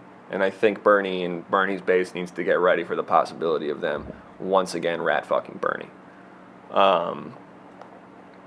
We need better dancers in the White House. Okay. America needs a good 4 years of chill the fuck out, and then Trump can run in 2024. Wow. Can you imagine, like, a very ill, like, hardly even, like, way more past non-cognizant than Biden is now. Trump just, like, trying to run again, and people, like, kind of not being able to stop him. He's just like, let me out there. I'm going up on the stage. That'd be awesome. There was some ruler, there was some dictator that had dementia. And then also Trump's dad, apparently they did something like this for Trump's dad too, because Trump's dad had dementia late in his life, and they would just bring in loose leaf sheets of paper to have him sign to his office, so he like thought he was doing work.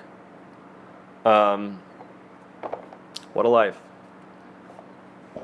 I could do that now, and we could all just agree to pretend the things are on my paper, and they pay me. I wouldn't mind that at all. I would love that life. Hey, you're in New York? Surgily Flux? I'm from New York originally. I grew up in Manhattan. What do you think about tiered voting? Oh, I think we absolutely should do the way they do it in Maine. What's it called? What's the thing called? I really am acting like Joe tonight. Ranked choice. Thank you, Sadville. Yeah, obviously everyone should do ranked choice voting. And that seems like a very bipartisan thing. I don't see why anyone wouldn't want to do ranked choice voting. I mean, I see why people in power wouldn't want to do ranked choice voting, but in terms of just like the bases of each party, I don't see why anyone would have a problem. If you're a conservative who hates Trump, you get to vote for your non-Trump conservative and then, put for safety, okay, we'll put Trump there. And then if you're a Democrat who, you can write in Gloria La Riva or whatever and then put Biden just in case or whatever. That to me is, yeah, I feel like Republicans are going to tell people not to like it. Yeah, it's a tough sell though. Like, I think my guy anarcho-tyranny and stuff, like, he seems like a guy who would go for that. No time for this today. Like, I feel like These guys don't seem irrational. I feel like they would come around on something like that even if the heads of their parties were like, don't do this. Like, the people who run the Democratic Party are always saying, like, don't do Medicare. And then everyone's like, fuck you, we want to do that. Anyway. This is the governor map. Nothing is interesting about this map. It's going to go like this. Will be Trump this year. That's a shame, anarcho-tyranny. Wish you wouldn't do that, but okay. What if I kidnap the governors? That could change things. I think this is going to be the map. If anyone disagrees with me on any of these, I'd honestly be interested. But I feel pretty confident that this is going to be the map. It doesn't seem that,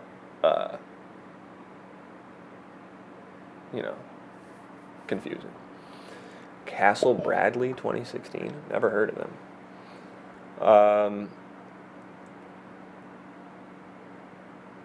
That was interesting. I mean, I'll just say, I don't recommend voting for Trump, but I'm not claiming to be a smarter guy than you or anything, so do what you gotta do.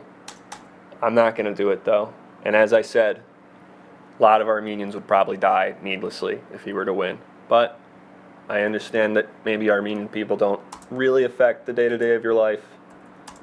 Still, makes me sad. Moving on.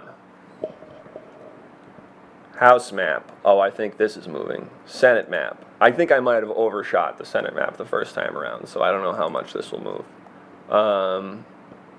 So let's go to the Senate interactive map. Reset. Blank. Give me that blank map. See how calming this is? See how soothing this is? No one wins. Wouldn't this be nice? No one voted. Everyone stayed home. The people in charge now are in charge forever. Maybe it doesn't work. Bush Jr. pushed me away from Republicans. Voted Obama 08, Ron Paul 2012. You're a fascinating guy. I saw someone had a... Bush Jr. was very bad. If you want to say to me that Bush Jr. was worse than Trump, I'm not going to start an argument with you about it. Giant Meteor 2020. I saw someone with a lawn sign that had that. Anyway, I agree that Bush Jr. is probably the worst president we've had in recent history. I don't know enough about presidents from like pre-Nixon, and also maybe Nixon was the worst, but I don't know. I maybe don't know enough about presidents like pre-Reagan, and then it's also like Reagan was not great. Anyway, we're going here. We're doing the easy ones. Yeah, I think Bush. I think because just like Nixon wasn't as effective, and I think that's kind of the same argument with Trump. Is like even if Trump's intentions were worse, like Bush Jr.'s machine and Cheney and everyone around him, like they really were more competent in a way that was scary.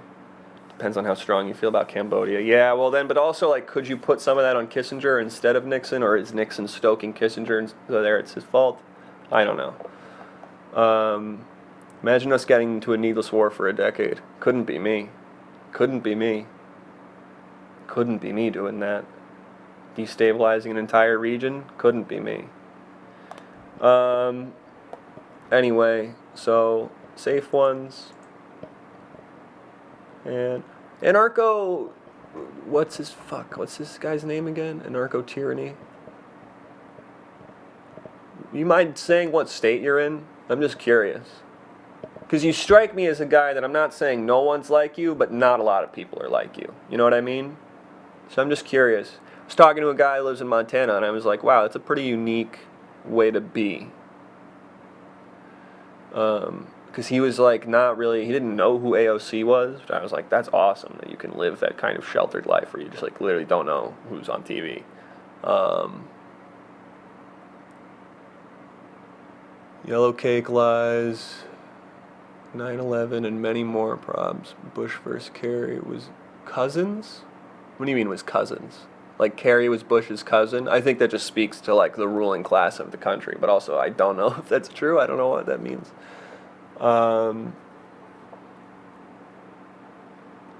Obama was not as bad as Bush, but still terrible. I'm born Iowa, grew up and live Oregon, suburb of Portland. Oh, interesting.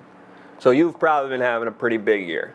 There's probably been a lot of like existential moments for you this year, I imagine. That I maybe haven't been having. Or I've been having different ones. Because I've certainly been having some too. I'm born Iowa, grew up and live Oregon. I'm in North Dakota. Oh, wow. Do you like North Dakota? He's armed to the teeth next to Antifa.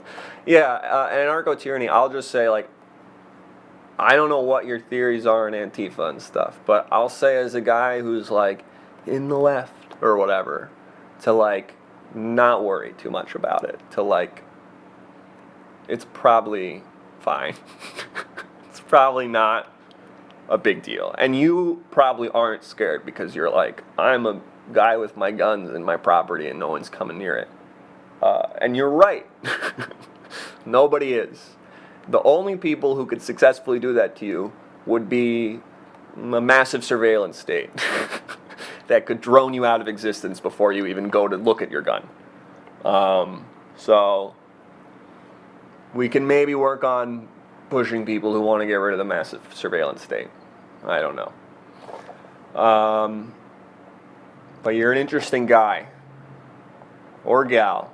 I think you're a guy, but who knows. We're filling out more of this.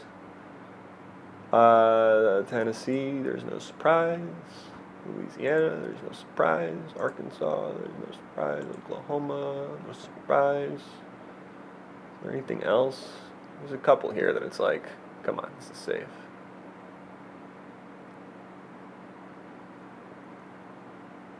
He, him. Okay. Guns are Americana. Huh, that's an interesting take. I just wish they weren't as effective. Do you know what I mean? Like, guns would be so cool if they were like Nerf guns. But instead of looking like Nerf guns, they looked like how real guns and stuff look. But then when you got shot with it, if it was just like, ow, hey man. Like that, then I would be way more comfortable with them. I would say, let's put them everywhere. And let's fill the streets with them. Like, yeah, paintball guns, even that's like a little tough. Like, it's not gonna hurt, like kill you, but it's like, that's like kind of stingy and it leaves a bruise. Something that's like the equivalent of when you spray a cat with water. You know what I mean? That should be what guns are. Where it's just like, ow, okay, yeah, sorry, I'll back up. I guess you don't want me here. Like, that would be good. Then I would be cool with them. Then I'd probably like own one. And I'd like, as a joke, shoot my friends with it and stuff. But now it's like, you get freaking killed with that thing. And then you die, like, forever. Forever. All, like, for the whole thing. So, someone's saying guns are less effective than you think. I feel like if anything can just graze me and make me start bleeding significantly, it's not, not a big deal.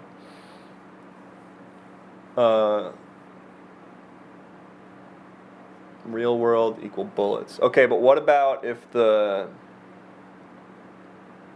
what if it wasn't? What if I told you that didn't have to be the case?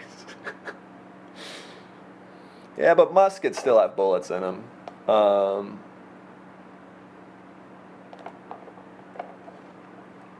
Yeah, anyway, I just think, hey man, if you started shooting me with a pellet gun, I would leave you alone.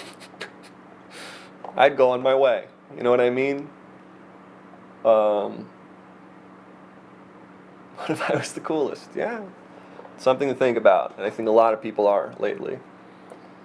But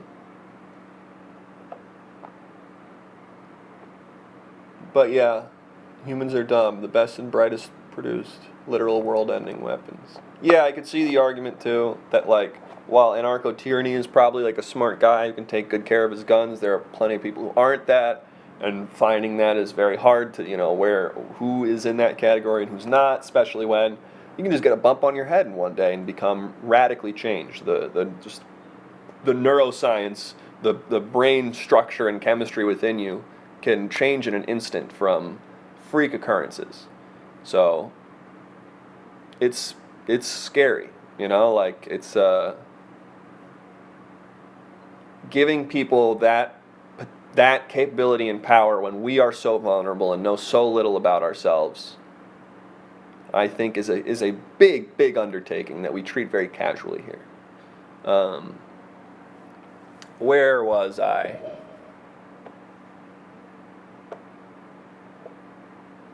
The odds of that versus a gun saving you in a bad situation are huge, yo. Like, not to pull up, not to just quote tweets, but when I think about guns saving me a bad situation, as a guy who lives in a city, because I know, like, people who live in suburbs, and particularly in rural areas, the life is different from a guy who lives in a city. But as a guy who lives in a city, when I think of, like, good guy with a gun, I think of this tweet.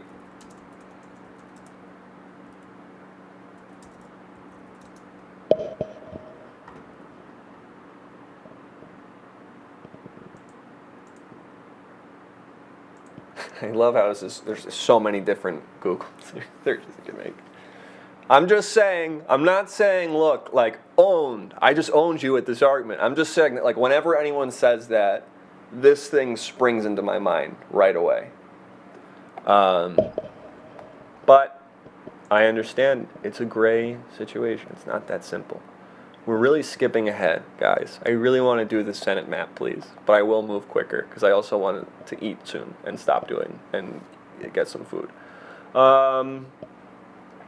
Nebraska, that feels like one that's going to be pretty safe. They still worry about bombings, cars, and guns. Just because something's been made legal or very hard to get doesn't make it any less easy. Well, it definitely does make it less easy. I'm not saying it makes it impossible. I'm not going to say that, but it definitely makes it less easy. There's you guys can watch what's his name, this comedian? I don't necessarily like this guy, but everyone was passing this around. He did this thing on gun control in Australia. Does anyone know who I'm talking about?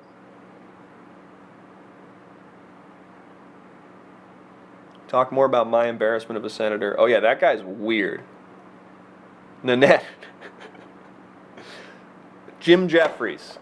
So Jim Jeffries has this like 20 minutes on gun control.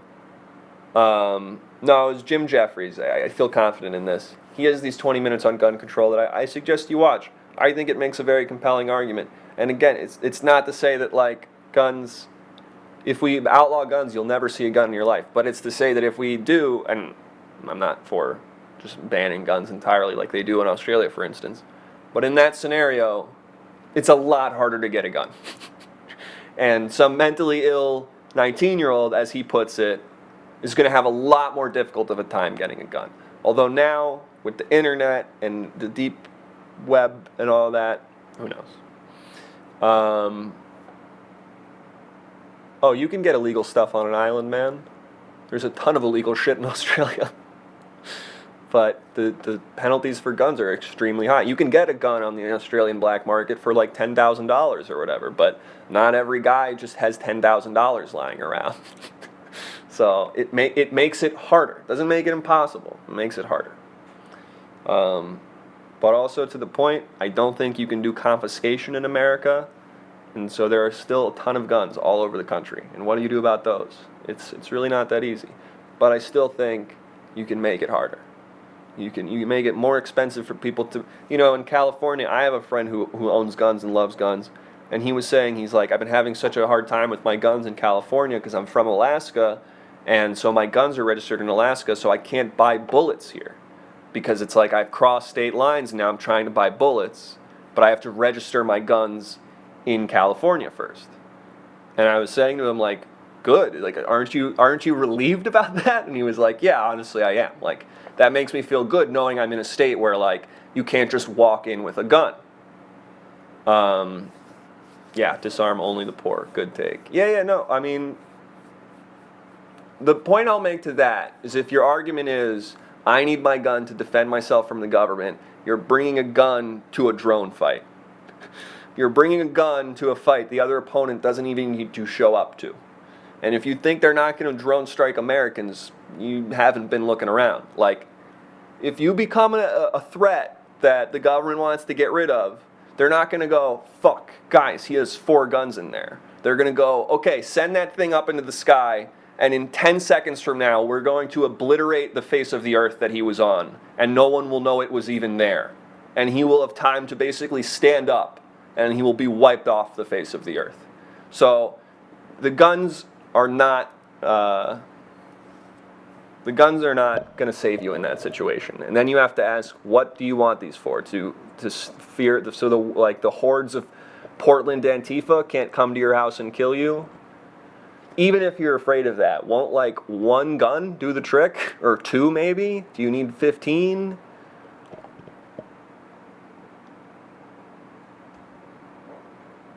Alright, I moved it into that. I mean, look, I'd like to move on. I don't like talking about this either because I also, again, I don't think I'm the smartest guy. But no one's made a very convincing argument to me yet, is what I'll also say. This is saying, for anyone who was wondering, yeah, the Dems are projected to get 51.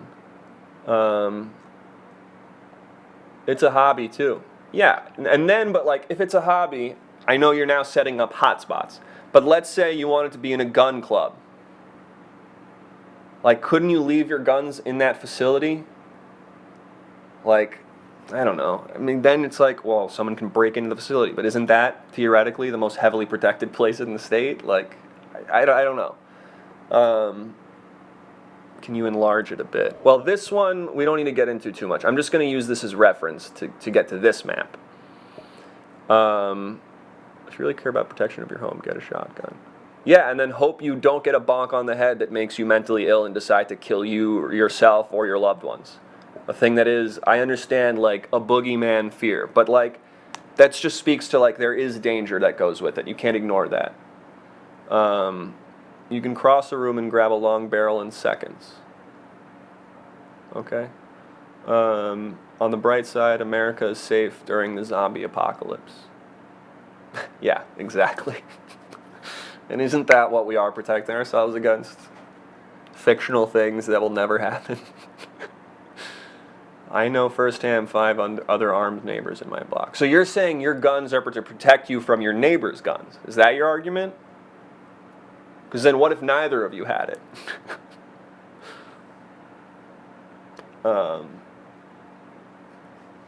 Anyway, let's get back into it.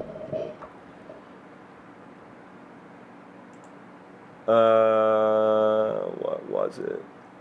Oh, Nebraska, Arkansas. Wasn't there another one here that's like definitely safe? No question. Criminals and mobs mostly. Okay. Criminals, yes. Home invasion's a very real thing. I understand if you want to have 1 or 2 guns in your home, or 3 if you're feeling frisky. That feels like something that is a reasonable thing.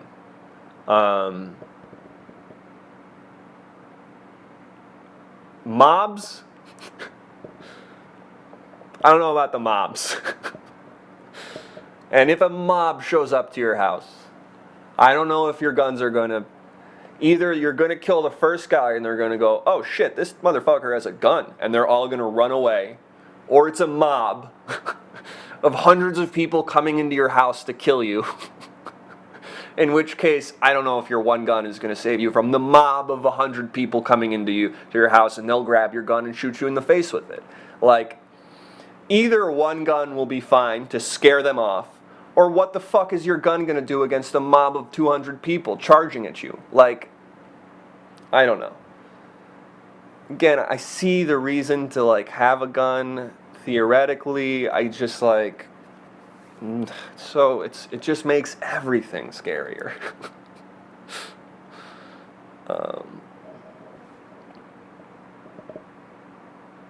Remember the roof Koreans, though? No, I don't. What's the roof Koreans?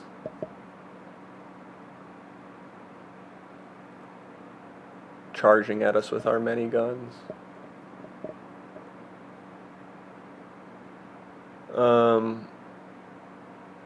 Alive, the movie.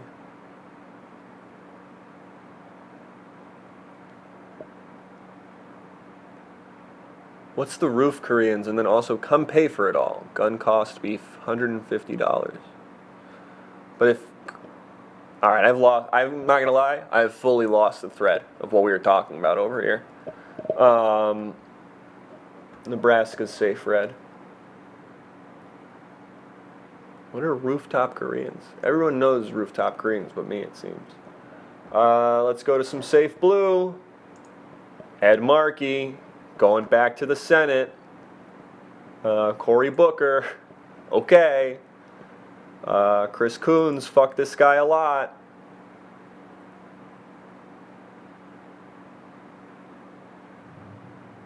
Those are, but let's wait. Let's put that in the other tier.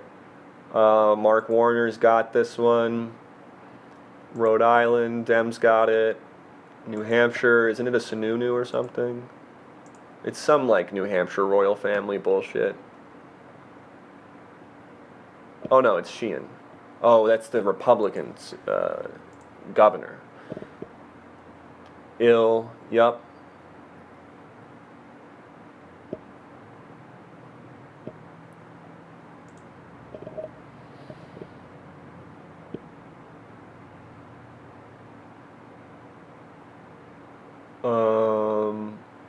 What else we got here that feels safe? Blue. This North Carolina one feels like a lock, I'm not gonna lie. I won't put it as one, but, oh, New Mexico, this one's pretty much a lock. Oregon, that QAnon lady's not gonna win. Oh, to my Trump people, what do we all think of QAnon, huh? Let's raise your hand if you think it's real, huh? Let's just do this. Let's cut the bullshit. Let's all raise our hand if we think QAnon's a real thing, okay? It's bullshit. Good to know. Q is BS. Good to know. I guess that's it. It's just you two, huh? You two are all that have stuck around. Cool. Yep. Good. Cool. And that's not to say that there aren't bad people. You know, Epstein in the government, bad guy, obviously. But cool. I'm glad we all know Q's not a real thing and to avoid it. Cool. Cool. Real patriots aren't anonymous. Wow. It's quite a quote.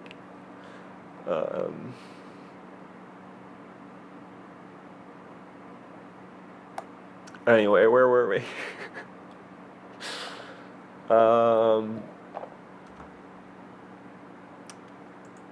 I do believe that there are people that believe in Q. Yeah, I don't think anyone's debating that people believe in Q. Yeah, Min is safe, you're right. Alex Jones did not break Epstein's story. Multiple journalists have been talking about Epstein for decades, okay?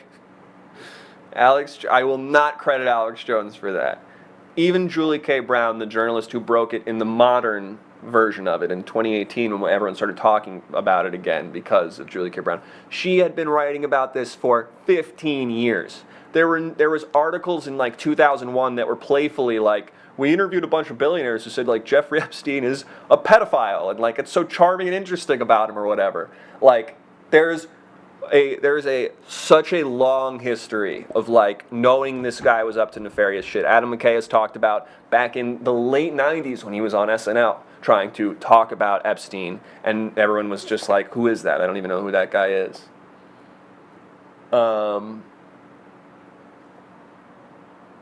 He did break Bohemian Grove. Oh, gosh. Yeah. Yeah, just like Weinstein, everyone knew. Yeah.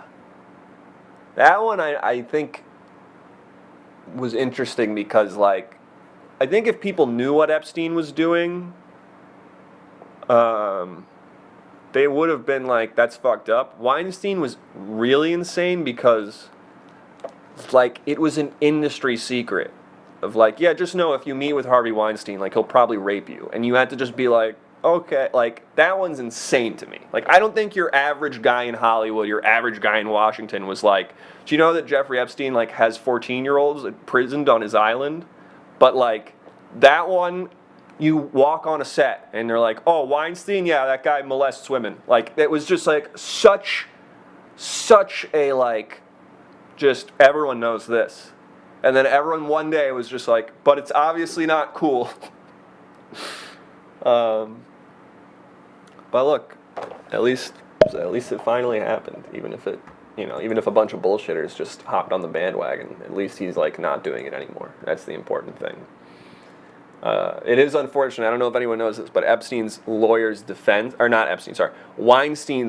defense has been, so what that he did this, everybody did this, and they're still doing this. That is what Weinstein's lawyers have gone to the court to argue. So what if he did this, everyone did this, they're still doing it. And frankly, the second two, I don't necessarily think are wrong. Kevin Spacey is worse than Weinstein, but like, I don't know about saying that necessarily. And the reason is like anarcho-tyranny. Do you have any like solid links on that? Any like solid? I know he has these weird ties to like the royal family, who also have weird ties to Epstein. He has his own weird ties to Epstein. He has his own weird ties to Weinstein. He is this like weird guy that's like hovering in all these areas. But I haven't quite, he's tied to Singer. I haven't, but it's like all these just like, and then he made that crazy fucking video where he was pretending to be the guy from, what's the show? House of Cards? And everyone was like, what does this mean? At least my see with the overage girls, ambitious actors? Maybe for the most part. But I wouldn't be surprised if there was some stuff happening that is a little too taboo to talk about in the papers, but like, there's some shit that's been going on in Hollywood. You don't need to be a QAnon guy to know that for a while there's been some not okay stuff.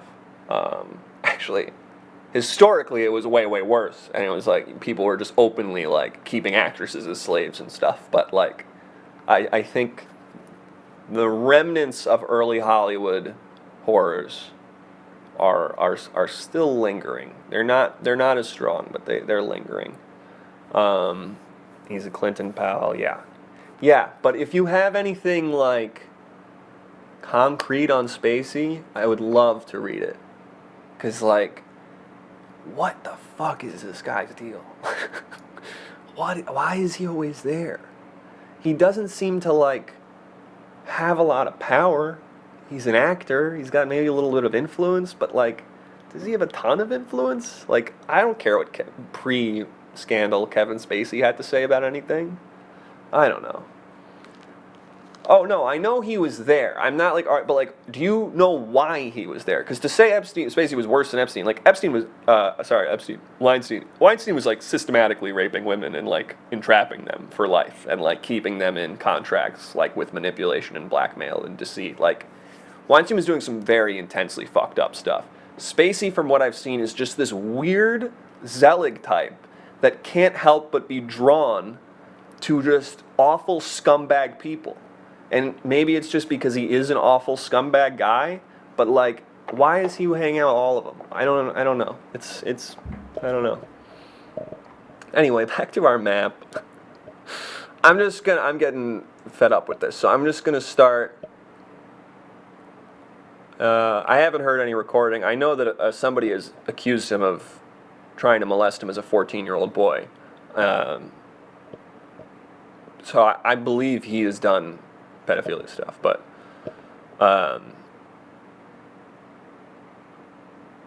what? Why is everything about American politicians? I was looking for Russian politicians. Sorry, pal. Wait, I actually have a joke for that. Oh, you want to look at Russian politicians? Can I introduce you to Donald Trump? All right, I'm going to go get some water. I'm going to leave you all with that.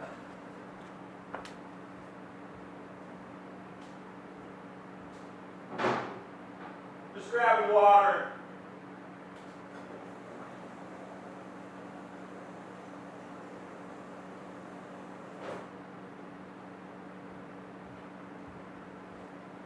Anyway, that was a sweet joke. Ugh. Thank you, you will never escape.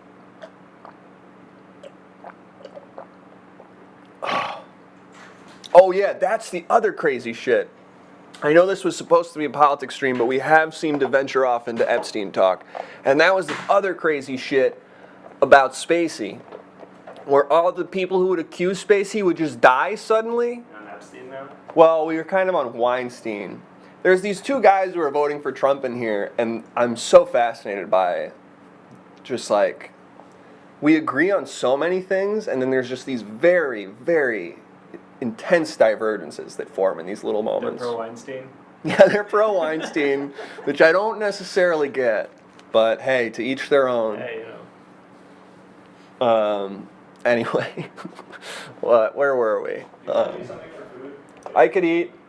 You want to like order pizza or something? Hot as hell in here. Yeah, it's so hot. I've been having a lot of pizza, but maybe I could do more. Or order some other thing. I don't know. I gotta do the Senate map, man. I just keep looking at this thing. I'm sweating a lot. Yeah, it's hot. All right, so we're gonna go Michigan. We're gonna go Minnesota is safe. Despite anarcho-tyranny's best efforts, the QAnon lady will not be winning in Oregon. It's gonna be a Dem there, which I'm sure you're upset about. But also the fact that the QAnon lady won in your primary probably also doesn't make you super happy. So, moving on. Could Bullock pull out an upset in Montana? I don't know. I think James is gaining on Peters, but I don't think it's going to be enough. I think Peters has got it. I think the mobilization in Michigan for 2020 is so huge. North Carolina, Cunningham. I don't want to call that yet. I will call this for McConnell. This I'm going to call for the Auburn coach. I don't know, man. Bullock really could. If anyone could do it, it's Bullock. But maybe you're right. No, the guy who choked the reporter is running for governor, and he's going to win. Comfortably. But I think if anyone could... I don't know. We'll leave that for now. Gardner has no shot. McSally's going to get rocked. Head slam, that's right. Meanwhile, yeah, I think these are all pretty safe. I think that's safe. Everything else here, though, is up for grabs, in my view. And like I said, Biden has a ton of money right now, right? So let's say he throws, yeah, it's at least, you think lean Lindsey? I don't know, man. South Carolina's looking pretty damn good, too, lately. Yeah, lean D, yeah. I think, like, Lindsey's in trouble. Thank you very much. But, thank you for following Young Money Alliance. But, that being said, he's in trouble because he was the clear favorite before. So you can't count out that, like, he's coming in with a huge home field advantage or whatever. Give Lindsey the D. Not going to do a cheap joke. Not going to do a cheap joke because it's actually a very sad situation, I think, and I wish people were more comfortable with who they are. Anyway, I'm giving this one to Sex Scandal Man. I just think those things don't matter anymore. No one gives a shit. Partisanship's up way too high.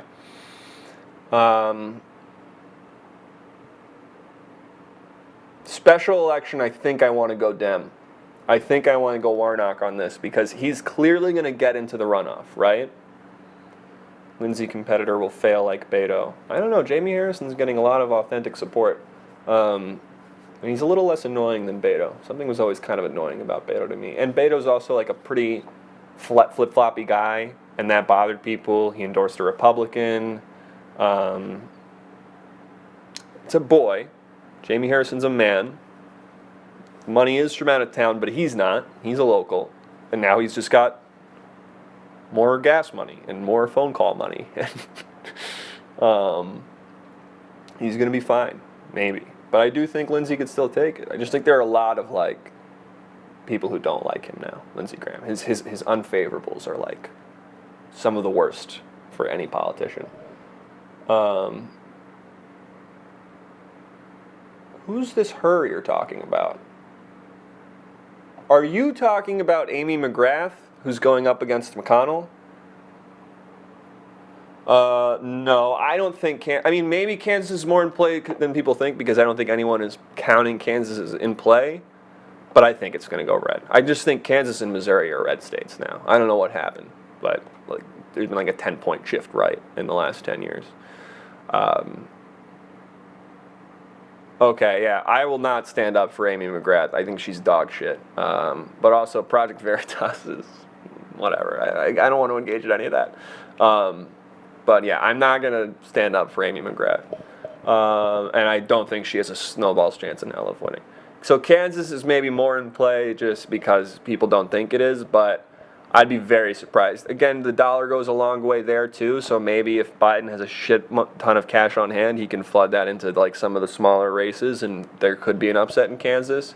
But Kansas didn't run a crazy candidate this time. I think it's going to be good. The special election, I was going to say, Warnock I think is going to go into the runoff, and if he goes against Collins, I think Collins could maybe take it. But if he goes against who I think is going to win the primary, which is Loeffler, I think Biden, if I remember, I have no idea actually. We didn't get into Trump's cash on hand. But he is pulling ads in a ton of states, which suggests he's losing money or doesn't have as much money as he needs. I think if it goes to Warnock versus Loeffner, whatever her name is, Warnock's going to win it because Loeffner, I don't know if I'm saying anyone's names right, was one of those three, I believe, senators who were caught doing insider trading around the coronavirus. And then the special election is in the month after this election. So while everyone's waiting for the results from the presidential election and all the fallout from that, everyone's going to be focusing on this one Senate race. And they're going to be put under the microscope. Warnock's a pretty bland, vanilla guy from what I can tell. They can just go on TV every day and just go, she profited off coronavirus and lied to the people about it. And I think that will be a good enough talking point. Collins is like a pretty far right guy who's sort of like just like a empty mouthpiece for Trump. Might not be as good. So I'm going to give this one to Warnock. But Ossoff lost last time the Democrats gave him a shit ton of money. I think he's going to do it again this time. I want to believe, but I don't. And I don't.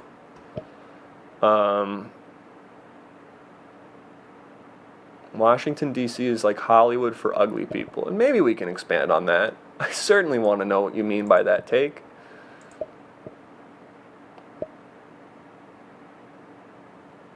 Some of them will, and that will sort of lead to the collapse of Trump. I've always said that my analogous for Trump is not a Republican, it's Charlie Sheen. Charlie Sheen was the winning guy, and he started the sort of cult of personality around him, and his whole thing was like, you all hate me, society says I'm bad, but fuck you, I'm rich and famous or whatever. And everyone thought he was cool for that. And then he disappeared one day, and everyone was like, never mind, never mind. I don't want to, never mind that. I didn't like that. And then they clung to Trump. So I feel like another weird guy for everyone to tie their existence to will come along, but it won't be Trump. So this hasn't changed at all. That's interesting. Maybe the exact seats have changed, because I think I used to give that. And these two are very much in play. Like, I really wouldn't be surprised if this is the map.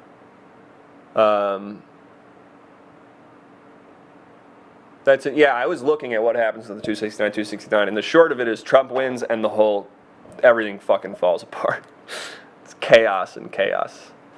And not just because Trump wins, like because of how close it will be, because of how much litigation will be happening and all that stuff. It's just going to be chaos. And I don't see Trump being able to pull off a victory with a huge enough margin that doesn't happen. Unless Biden wins by a huge margin. And I think that's possible, likely even. How many votes do we need to end filibustering? 60. So, like, even in this scenario, it's not. Oh, wait, I think you just need a simple majority for that. And even if, what's his name, the West Virginia guy? Yeah, you just needed a simple majority for that. I thought you were saying to block a filibuster. Manchin, yeah. Even if Manchin votes no, all right, let's go back to this map. which is what we think is going to happen. Even if Manchin votes no, they still got 52. And then, in this scenario, this means the polls were more or less right. And that would also mean we have a Democratic VP. So, this doesn't change at all. Isn't that interesting? One of them changed a lot. This one, not at all. There's more assholes than Manchin, though. Yeah, there is, but I can't think of one. Because the problem is, are there any Democrats in red states? Because they're the only ones that are really in trouble. Even if you're a shitty conservative Democrat from Delaware like Chris Coons, you can't not back whatever the party's backing and expect to get reelected. So, there's not a lot of Democrats in purple states anymore.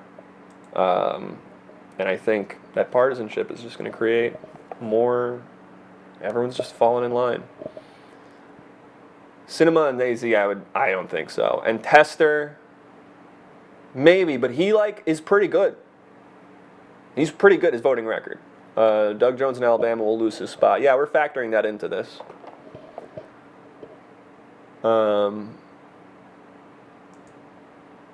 So, yeah, see? We have Doug Jones losing. Which is too bad, because Doug Jones, I was so surprised how left he voted on things. I don't really care that he voted for impeachment or whatever. That didn't really mean anything. But other stuff he was really cool on. All right. House map. House map.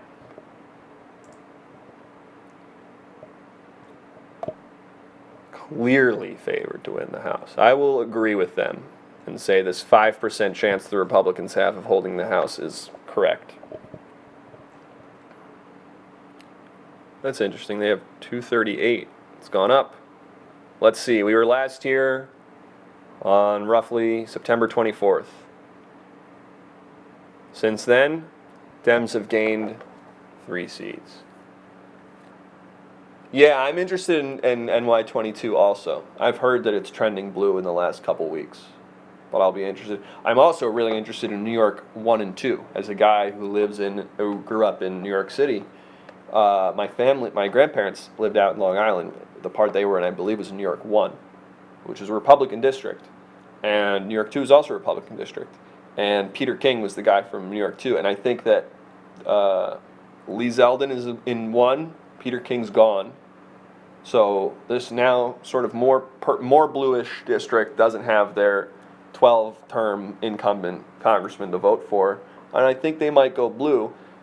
And it looks like Montauk and West Hampton and all that stuff, deep Long Island, it looks like a lot of people who moved out of the city during coronavirus and moved out to their second homes and made it their primary homes are going to vote out there.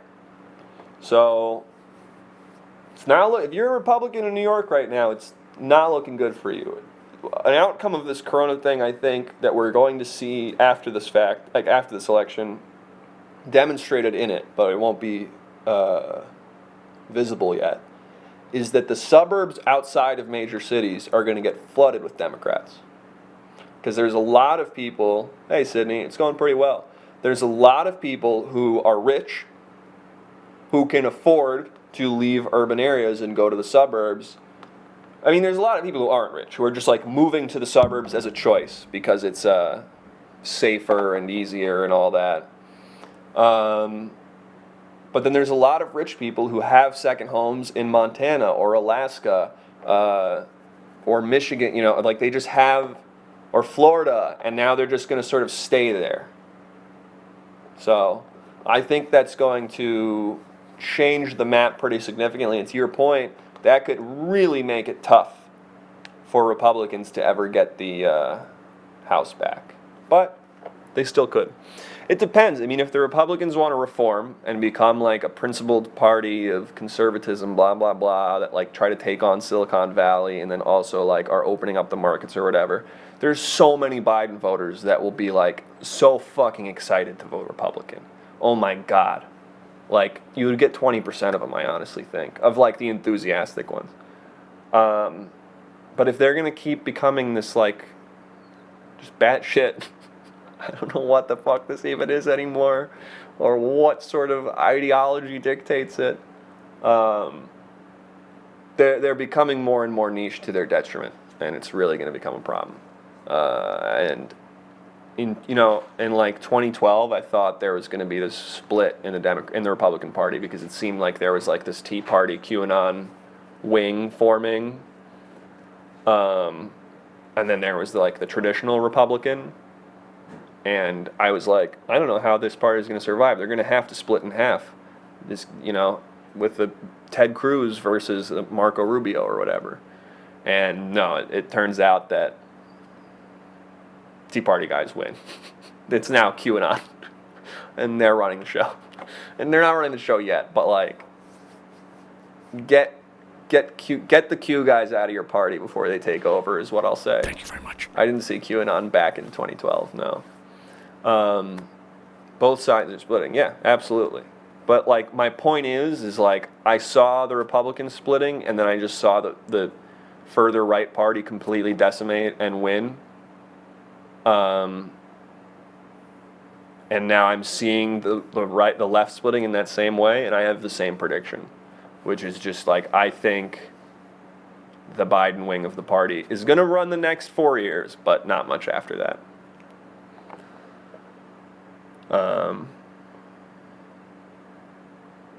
I'd happily eject those QAnon charges. Oh, wait, let me allow this. I will allow tards, though it's not a nice thing. Not a nice thing to say, but I will allow it. Yeah, you should start doing it, and make sure if your friends and loved ones ever come to you and go, hey, did you see this Q drop thing? You should tell them. No. Yeah, I agree. Young Money Alliance. Anyway, where were we? House map. I'm not going to make a blank map because that's going to take forever. So I'm just going to pull up. There's a consensus map. I'm going to cross-reference it with Cook political map. That's Wasserman's. And we're going to go state by state. Alabama. That's how you do segregation. We were talking about segregation earlier. Look at that. Look at that. We will get to New York 22. I'll get it there. Wow,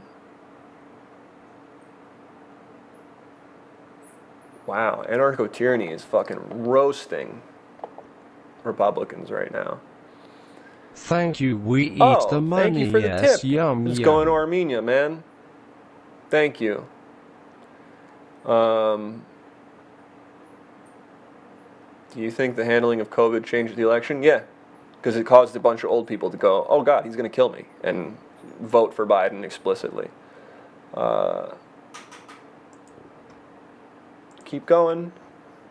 There's been some polling to suggest Don Young might not win this 24-term incumbent, which is wild. I'm getting a call from Louisiana right now. It's a little scary. Am I being doxxed right now? I'm going to take this call on stream. Hello?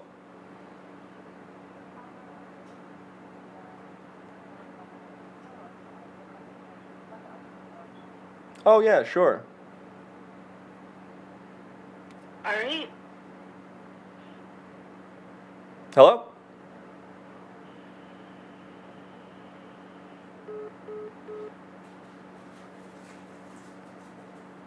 That was weird. Somebody just called me to poll me.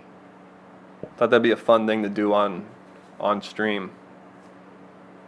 I would love to be polled on stream. Hello. Oh, I just got that. Didn't even mean to do that.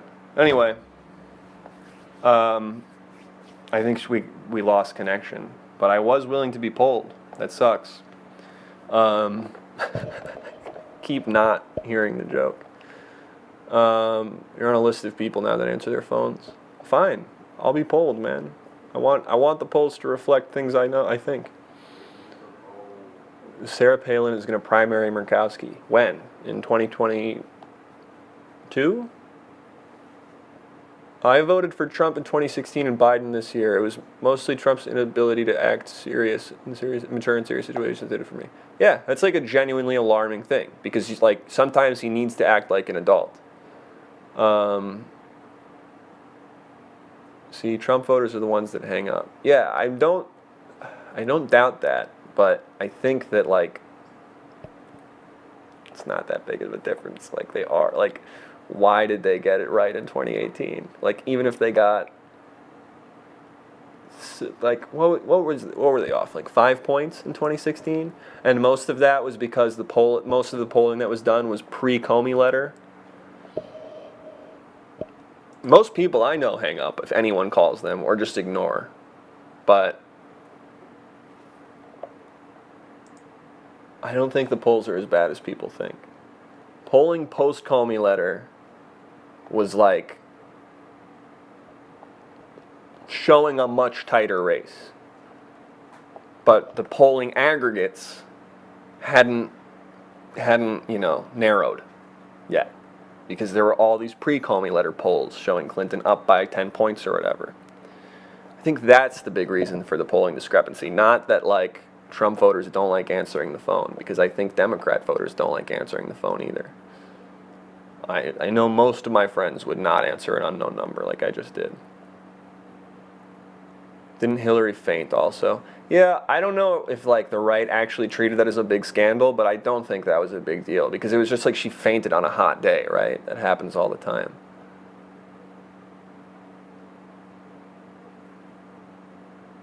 The Constitution Party candidate dropped out. Wow, that's interesting. Is that the guy who Graham's opponent was running ads for? I thought that was a really smart move politically.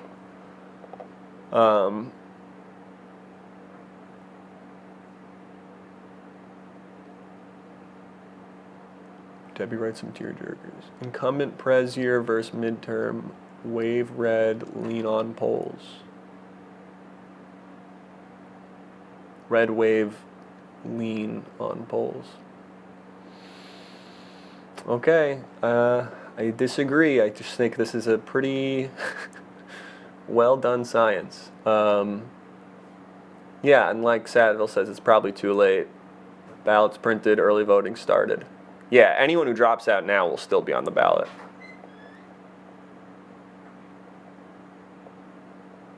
Jake's right, and then I also think what we need to point out again is like Clinton was polling around 47% when the election came. Biden is currently polling at around 51%. So there were way more undecideds in 2016. There were way more third-party voters. Her unfavorables were way worse than Biden's. And again, it was a pretty well done science in 2016. The polling was pretty strong, and particularly post Comey letter polling was showing the kinds of numbers that ended up happening on election day. Exit polls show a lot of folks. Yeah, I'm working on a city council campaign or volunteering on a city council campaign right now, and the main feedback they are getting is the handwritten letters that everyone is sending out on behalf of the candidate is doing very well. Hillary was a terrible candidate. Third party in 2016 leaned Trump. Chris, I was saying my mom has been writing those. Yeah. That's what I'm just commenting on, and I think that that's a really good idea, and it seems to have a big impact. I have been driving into the Hollywood Hills and leaving like little pamphlets that I hang on people's doorknobs, and we've been having people saying that they're so impressed that someone has been driving up into these hilly mountainous areas and walking up these long driveways just to leave pamphlets on behalf of someone, and that like shows enthusiasm, and that's been resonating with these people who like are tucked away and never interact. Yeah, I did it one day when it was 99 degrees, and that was not a good idea. I nearly passed out, but otherwise it's been fun, it's been cool. This is how the Manson family started. I definitely give off that vibe when I'm walking around like disheveled and sweaty and just leaving pamphlets on people's doors, and my hair looks like this.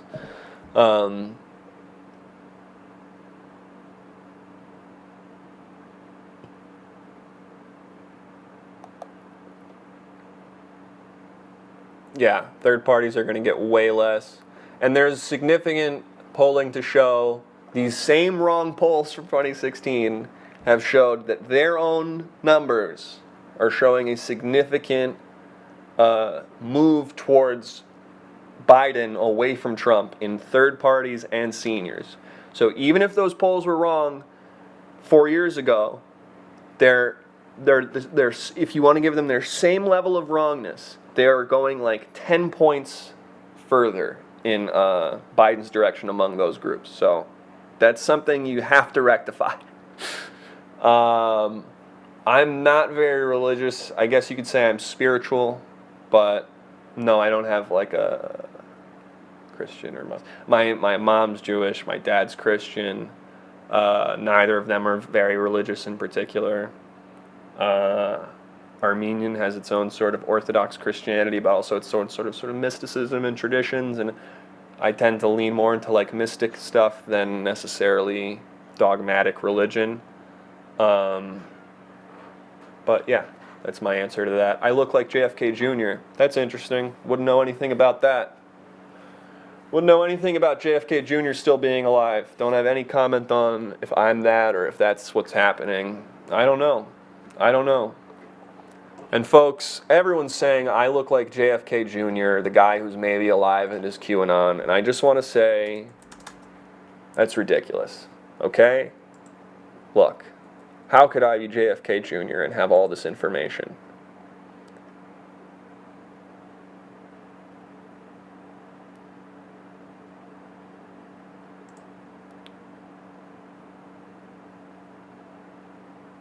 Like doing it like this, like this.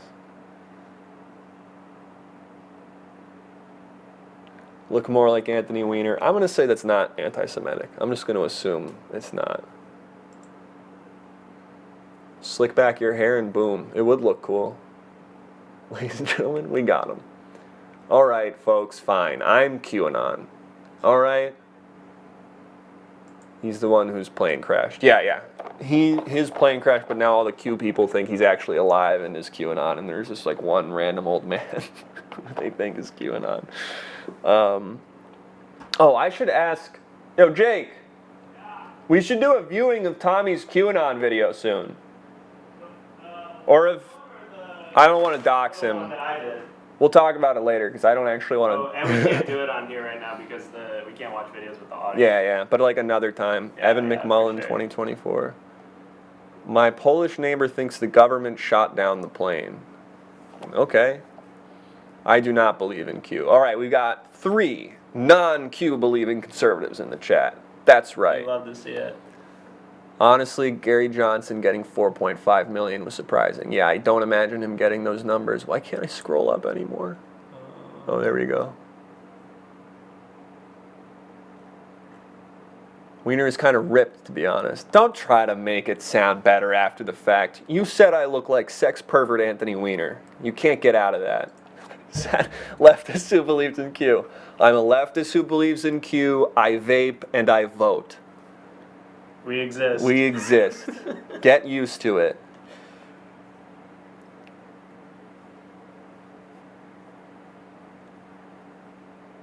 I think Squishy Tay is because a lot of people see all those things and see the way it's weaponized by people and shut off to it.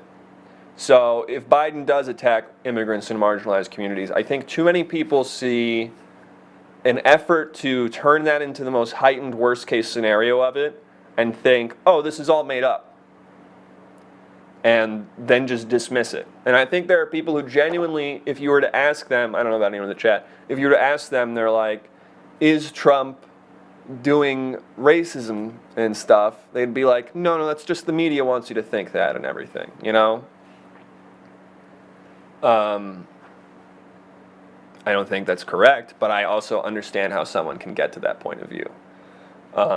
Especially if they're in an information bubble of sorts, where like they don't hear the actual stories. They're just hearing like a conservative outlet pulling, a shitty liberal outlets like bad faith argument, and being like, see, look at these idiots trying to accuse Obama of being racist. And like, I don't think that makes a compelling argument. And then, what do you check out on both sides? I'm curious to what you think the other side's news is. Yeah, I think it's a distrust of media and info manipulation, which I think is a social problem in just terms of like understanding information better and being able to like read information, a primary source versus secondary source, and like credibility of information. But I also think you can't absolve like the weaponization of information against political adversaries and how much that muddies the water and screws over their arguments. Like, you can fire up your base with that, but you're not going to get people outside your base to listen to you if you're full of shit. I'm curious to what you consider like liberal news or like non-conservative news, because I might think it's bullshit. You know what I mean? Like, you might just be getting bad other side sources.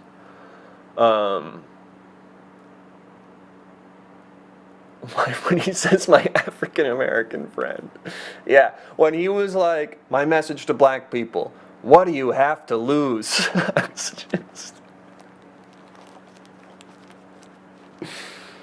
Oh God, we love to laugh and have a good time. MSNBC is pretty liberal, yeah, but like they're a great example of just they're fully weaponizing information to serve their end. They're not trying to look at anything objectively. And if you go in knowing that, then sure, you can like try to glean the like glossed up version of the story. But if you go in being like, oh, here's the news, you're getting fucked over too. What do you think of the argument that Biden is called a socialist regardless, so why not just run Bernie? I feel like it would stick better to Bernie. Yeah, we were actually talking about this before you showed up, Sadville. I think Bernie would have like gotten really fucked in this election. I don't think he necessarily would have won, especially if there was no pandemic. I feel pretty confident that Bernie wouldn't have won. We would have spent the last 6 months listing every bad man who's ever been left. And I think the reason that Trump's been unable to bring down Biden's favorables, even by a point, since Biden has entered, I wouldn't say purged, but reformed maybe. Yeah, but I think the reason that Trump hasn't been able to bring down Biden's unfavorables, even a point, is because his main argument is calling him a socialist, and nobody buys that. And they would buy it with Bernie, because he is a socialist. Al Jazeera and BBC, hey, maybe, but don't count out that BBC's some imperialist motherfuckers.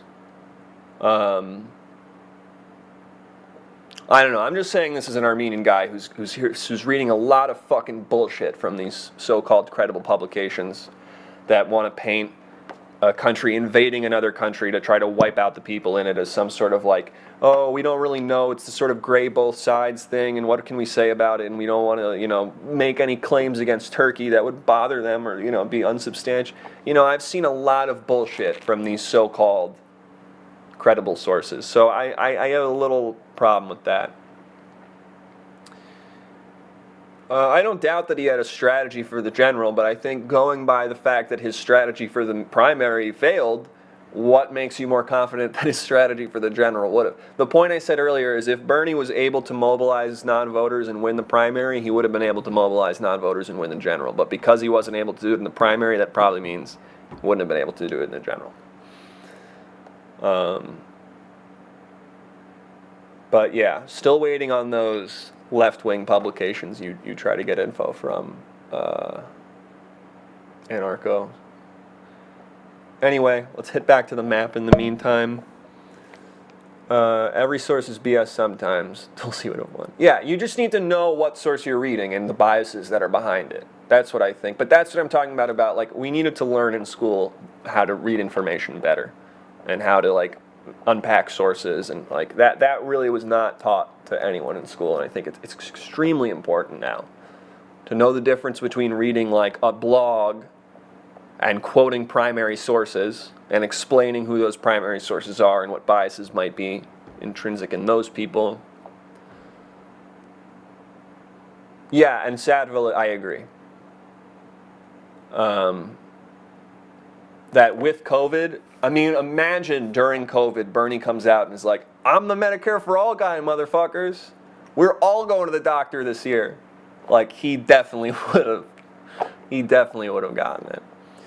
And also, I don't think if Warren dropped out, he would have beat Joe. I think you guys got to go back and look at Super Tuesday and remember what a fucking whooping that Bernie got that night. God damn, man, that was a devastating day. And, like, Biden just fucking crushed. And don't count out how many Warren supporters went from Warren to Biden. Yeah, absolutely, Squishy Tay. English class should have made a more pointed focus on processing nonfiction.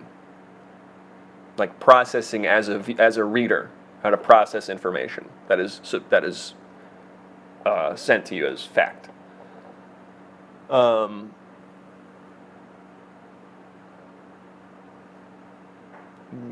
Wait, okay, these two guys are having their own battle. I think when people were made aware Bernie owns 2 to 4 homes. So the fact that you don't even know the exact number of homes he owns, doesn't that make you think that's some kind of bullshit information? I hope that's not the case. If Bernie genuinely started losing support because he had a cottage up in Vermont from his book sales, then I really, that's bleak. It is true he owns a summer home in Vermont that probably costs nothing because he made a couple $1 million off of book sales. All of that you can easily track on his tax returns. It's really, that is such a stupid one. I try not to get too upset about any of this bullshit, but holy shit, that's such a non-scandal. And you can say that Bernie had his problems and that he was maybe too much of a crony guy and he was kind of not willing to listen or to broaden his base and to actually do coalition building. But to say that he was some rich guy in disguise who was doing this as a cash grab is just so depressingly weak as an argument. I just get so turned off when anyone wants to say that shit. It's just so mindless.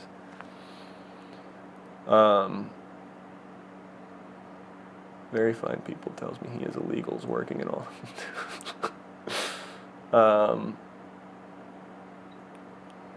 Anyway, where were we? Yeah, if you're only Republicans are allowed to own multiple properties. Oh yes, and famously it's a known thing that socialists say nobody should have any money. Socialists' whole argument is that we should all be homeless. That's what Bernie was campaigning on. He was saying, when I'm president, no one will have any homes. 3 homes, you'll have 0 homes. Yeah, I think we're going to talk about Ben Garrison. You're right. Let me just do this real quick. Boom. But yeah, socialists don't say that you can have wealth just in a fair way that benefits most of society instead of just a small part of it. They say that we're going to eradicate the notion of money so that everyone lives in the same squalor. That's what it was. And anyone who's been to his rally can interpret that message.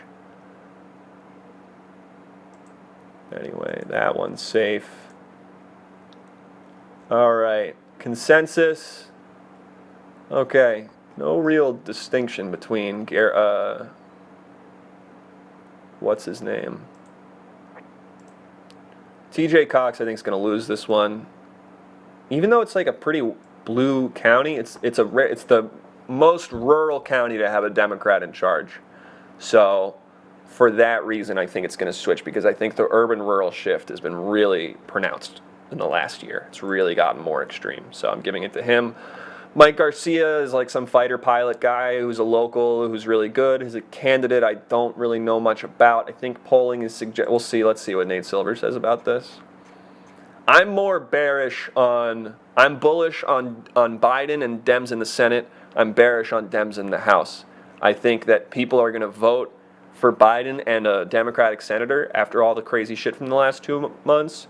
But in order to balance that out in their own head, they're going to vote for a conservative congressman. In fact, in Nebraska too, where it's worth one electoral vote, the former Democratic congressman of Alaska too came out and endorsed Biden and the Republican congressman, even though he's a Democrat. He said, by voting for these 2 people, we're bringing about real bipartisanship. And Nebraska, too, can be the place that sends the message of we elected Biden, but also Don Bacon. And it sucks because Don Bacon's opponent's like pretty good, in my opinion. Medicare for all person, Green New Deal, maybe. I don't actually know that for a fact. But it seems that people don't like that. So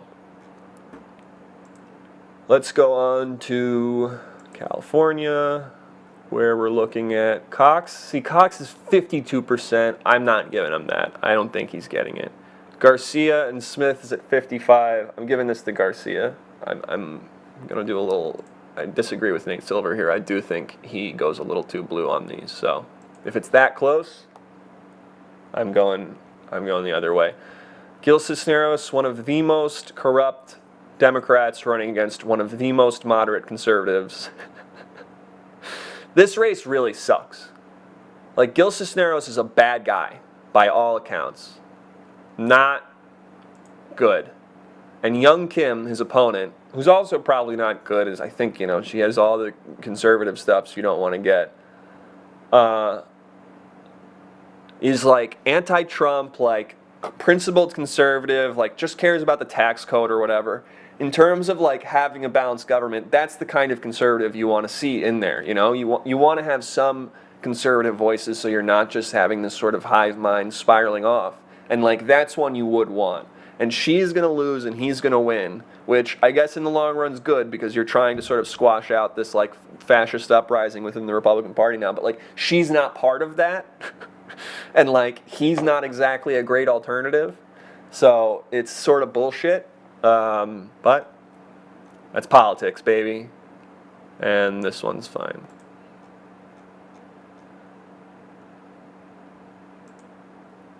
And I'm sure Young Kim's not great either. I don't know. I just like don't have an immediate scandal for her. Gil owns stock. I don't care. Oh, you're saying like I don't like Gil because he owns stock. And I don't have an actual substantial argument against him? Sure. I personally don't want businessmen leading the country. I think they're craven dickheads who have one-track minds that can't look at how things affect everything as a whole, but are merely beholden to short-term profit margins that actually have long-term negative effects. So I would rather a non-businessman is in charge. But we need cops running the country.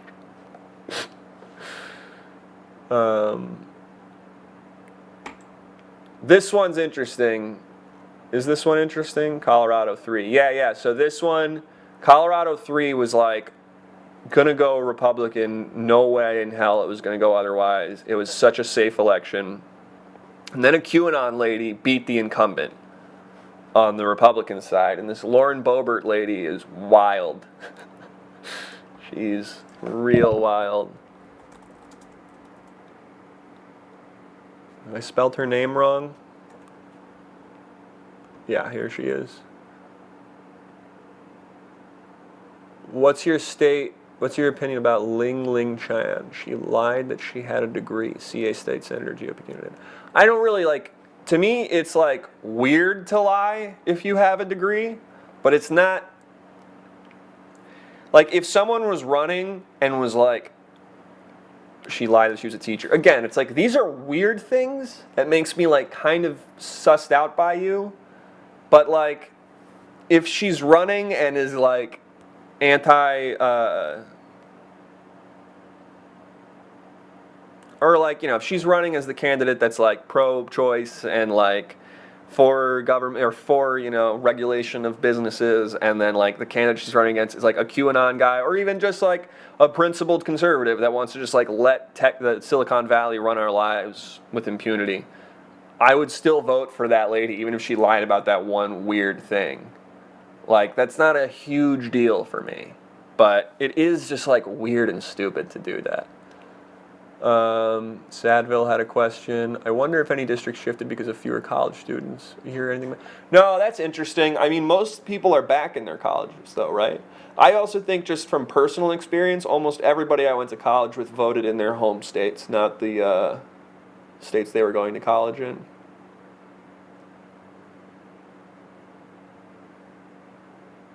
If you ran for office, would you say you went to the... No, but I wouldn't even be able to feign that I went to like a Harvard class. Here's what I'll say as an analogous, because I'm in the LA comedy scene. So there are a lot of people who will say on their Twitter bios, writer for Funny or Die, or formerly at UCB, and Funny or Die comedy website, UCB is an improv theater. And what that means is, I took a class at UCB, or I submitted an article to Funny or Die, and it got put on the website. Now, like, technically they wrote for Funny or Die. Technically they were formerly at UCB, but it's bullshit. You know what I mean? And to me, it's like not a good look. Thank you, But you will it never doesn't mean escape. anything. You know, like it's not a big deal. It's just like not a good look. And frankly, I'm not somebody who votes on like where did this person go to college. So for me, that lie is ineffective, and therefore I don't care. But yeah, we're looking at the QAnon nut job. This lady has single-handedly turned a Republican district competitive. A Republican district that no one would have put any stock into going blue is potentially doing it. Big tech companies are at war with the truth. The First Amendment is the foundation of this country. This can't just be a talking point among conservatives. That's why I say it 15 times a day along with 15 other conservatives. So we cannot make it a talking point. No, yeah, I think, is this Denver Riggleman, or wasn't he Virginia? I think he was Virginia. Because Denver Riggleman couldn't be a Colorado congressman. That'd be too cool.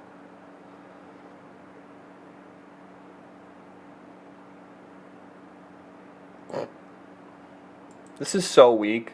Because, like,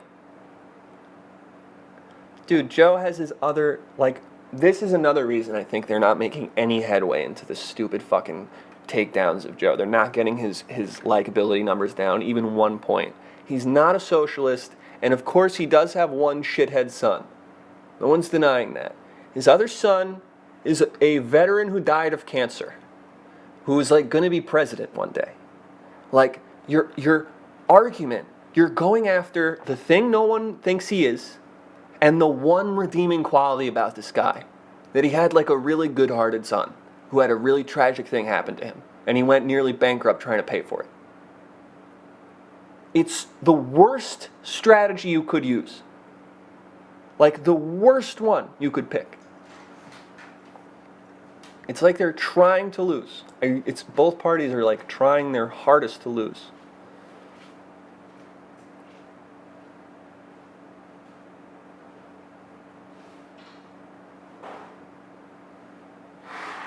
Yeah, Joe does have a sad backstory. It's really one of the only redeeming qualities about the guy, is that he's like, he has tragedy in his life. Meanwhile, just perfect timing on that scroll. Oh. Anyway, we should get back to, I still think this QAnon lady's gonna win though, unfortunately, as sad as that is. Delaware, no surprises there. Connecticut, no surprises there. Oh yeah, we also haven't counted out the chance of, if one of these guys, even if it's not Trump, if like Chris Christie dies next week of COVID, that's another really negative news cycle for the Republicans. And it could potentially overshadow some sort of October surprise. So, very precarious position to be in.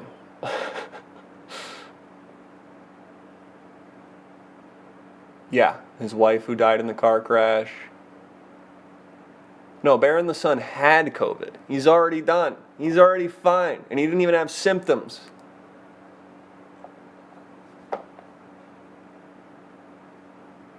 Yeah, Joe is like, I don't like the guy, but if you want to get into his past, he's a tragic life.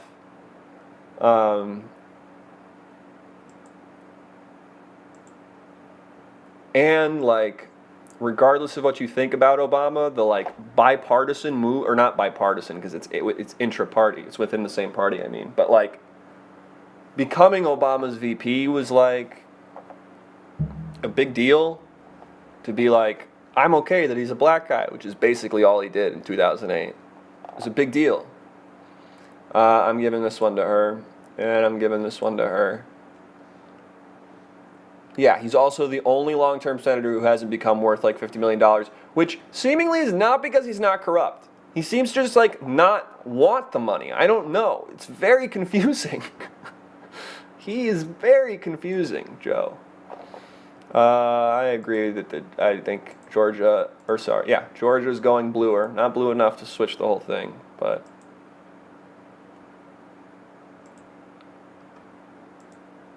fucking all got me defending Joe Biden. If March Chris could see me right now, he'd be so depressed. I would have so much to explain to him.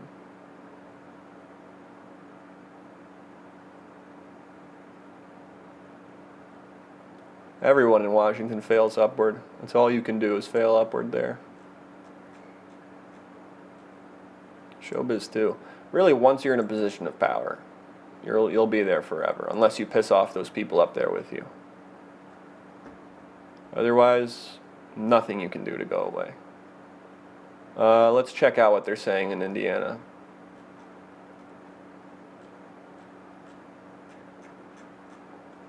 Whoop.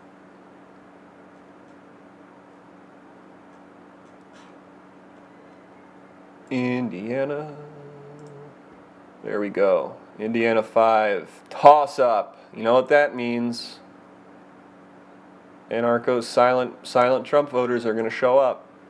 And I do agree they exist. I don't know if they're as big as he says they are. But in a race that close, I think it's going to happen. This one's interesting. This guy in Iowa, too, is 7-term congressman. He was pretty safe in an otherwise red district, but he's gone now. And this was the reddest of the three in 2016. Cindy Axne, something like that. She seems to be doing well, and her opponent is also doing a very bad job. He got in like some copyright scandal last week. I'm going to agree that this is going to her. But the secret Iowa voters that we have been discussing earlier, I think are going to tilt these other two red. Maybe not. We will see. But I think it is. Kansas. Yeah, this is all fine. Kentucky. Yep, this guy's wife just died too, this bar guy. So I think he's going to win. That's semi-inconsistent with you calling Iowa D, Iowa Send for D. Not as much as you think.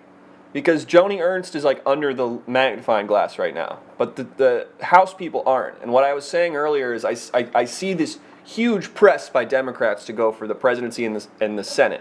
And they're actually like abandoning the House entirely because it's pretty much guaranteed to be blue. But I think that's going to move the margins closer than people realize.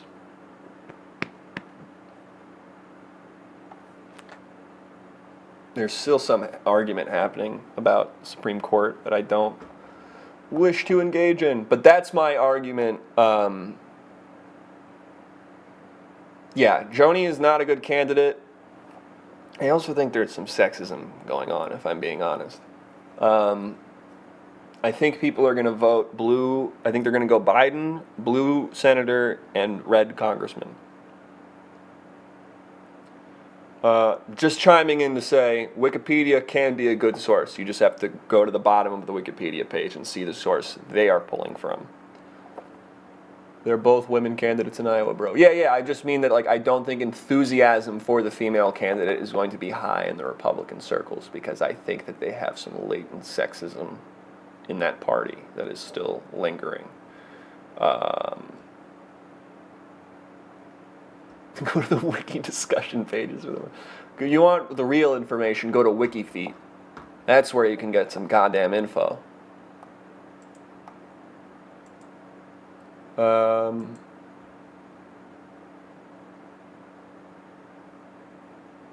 Nobody checks the bottom. But I'm saying, like, you can. You can do the work of validating sources. You have that within your power. All of you sitting at home. don't have to just look at a website's title and go, must not be true or must be true. You can literally look at the information, see where it is sourced and how it is sourced, and how credible those sources are, and how close to the event they were or whatever. And you can decide for yourself if information is credible. In fact, you should. Look at that gerrymandering. Where's my boy Taxman? Look at this. I think we talked about this last time. He lives in this. Maine. Boom. Maine, even if Maine 2 is going to go Trump, this guy Jared Golden is very popular. They like him a lot, and polling has been going very, very well for him.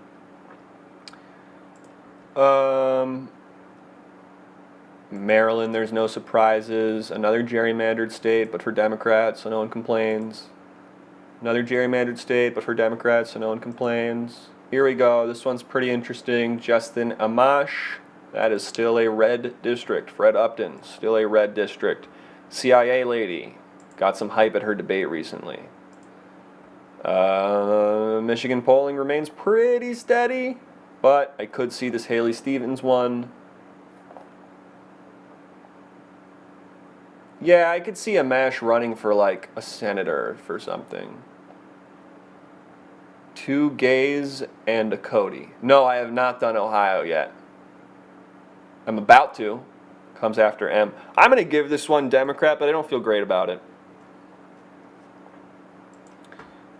We're almost... Oh, wow. Ohio's very far away from Michigan on this list. It's shocking. But the good news is most of these are done. Minnesota, I feel so bad for this Colin Peterson guy, but the rural shift is absolutely fucking him. He has no chance in this one. Angela Craig, I think she's fine, especially because the guy who died didn't postpone the election after all. Jim Hagedorn, this is a more rural place. I think it's going to go... Fuck Colin Peterson. That's interesting. I'd be interested in knowing why. I know literally nothing about this guy. I've heard he's like a very centrist guy, but I know literally nothing about him. I saw a very cute ad where his sisters were talking about him. Blue Dog. Yeah. I will say, Blue Dog's going to be better than Red whatever in this district, if that's what you're going after. But yeah, I get like not wanting to stand in his corner. And he's going to get fucked this election. So that's what I think of Minnesota. Mississippi, look at that. Segregation. So clearly on this map. Missouri, will Kansas City go blue? This is the thing on everyone's mind. Everyone's asking, will Kansas City go blue? Nate Silver seems to think, no. I agree. Suburbs of Kansas City remain weird. Montana. This one, so what's interesting about this,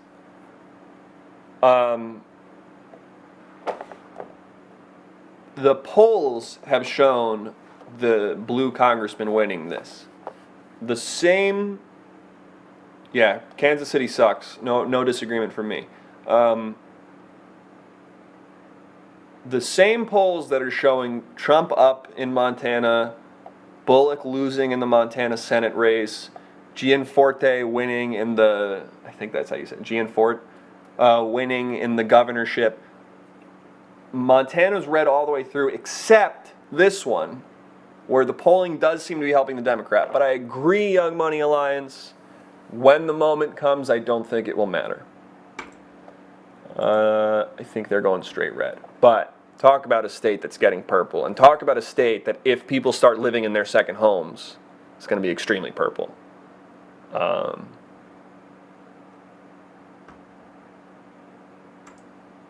Nebraska, Don Bacon, I do think he's winning this one. The Democrat endorsed him. The Democrat fucking endorsed the Republican in this race. So that's Don Bacon's. Nevada, yeah, I think these are all going blue. I mean, I know there's some insecurity about that, but the Democrats in Nevada pretty much became open everything up, guys. And No, I think Biden will hold Nebraska too, but I was saying, I don't know if you were here earlier, the former congressman of Nebraska too, who is a Democrat, endorsed Biden and Bacon as like a team ticket, as like a statement of bipartisanship. It's like to vote for Biden, but then vote for Don Bacon, to like tell people how many people will potentially go to second homes. I mean, if 50,000 voters go to Montana, that will radically shift how they vote. If 20,000 voters go to Montana, that could have a significant impact. If they start having children there who grow up in there, I mean, that Montana's a small enough place. Montana and Alaska are small enough and have, enough people not voting that, like, they could really be affected by a couple 10,000, 10,000 or so people becoming voting residents. And if they're voting in an election that matters, I don't know. But yeah, like I think a lot of them in California, I think a lot of them are staying in California. They're just going to further away parts of it, But like in New York, Connecticut the suburbs of Connecticut are getting filled up right now. You know what I mean? Not that matters, but like it matters on these. When we look at the New York map, I'll show you why it can matter. Nevada, New Hampshire. New Hampshire, this one's all safe. This Chris Pappas guy is killing it in polling right now. Jersey, Trump really fucked over the New Jersey GOP in a way that I don't think anyone realizes. Because when he did that initial tax cut in 2017, he removed this loophole for homeowners and it really disproportionately affected New York, California, and New Jersey. And SALT, yeah, that's what it was. And why did Van Drew change parties? Because he had a better chance of winning as a Republican in his district, honestly. Yeah, the SALT thing. I don't need to tell you all about it. You seem to know it better than I do. I have a pretty tangential understanding of it. But that obliterated the New Jersey Republican vote. Like, that crushed it in a really insane way. And it was because all those people were just like, you guys are supposed to be the party that keeps me rich. Now you're not even doing that? Fuck you guys. Like, yeah, look at these margins. A 18-point shift from 2016 to 2018 in this district. Even if you're like, well, the Republican wasn't on the ticket or whatever. An 18-point shift is wild.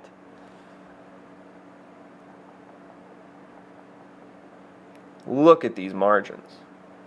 15-point shift. Like, that's damage. You're doing some serious damage to a long term, to a party too. Because now the Republicans' reputation is they fucked over New Jersey.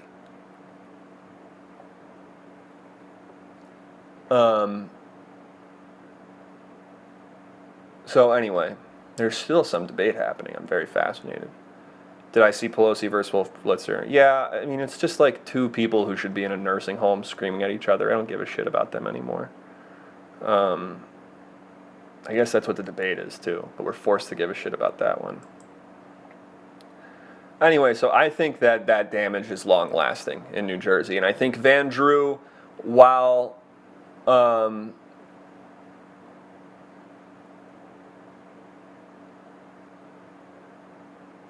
so talk about Nancy when Donald dances. I don't get that.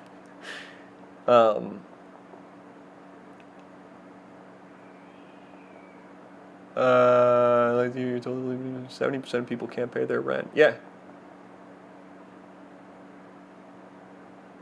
When the GOP just laughs.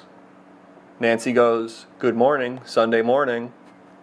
When I'm struggling to pay my rent, nothing will make me feel better than seeing some 85-year-old millionaire go on TV and respond to a question with, "Good morning, Sunday morning." Just like trying to be coy and clever and just, ugh. Should I just put at the top, I think Biden will win to save people the trouble?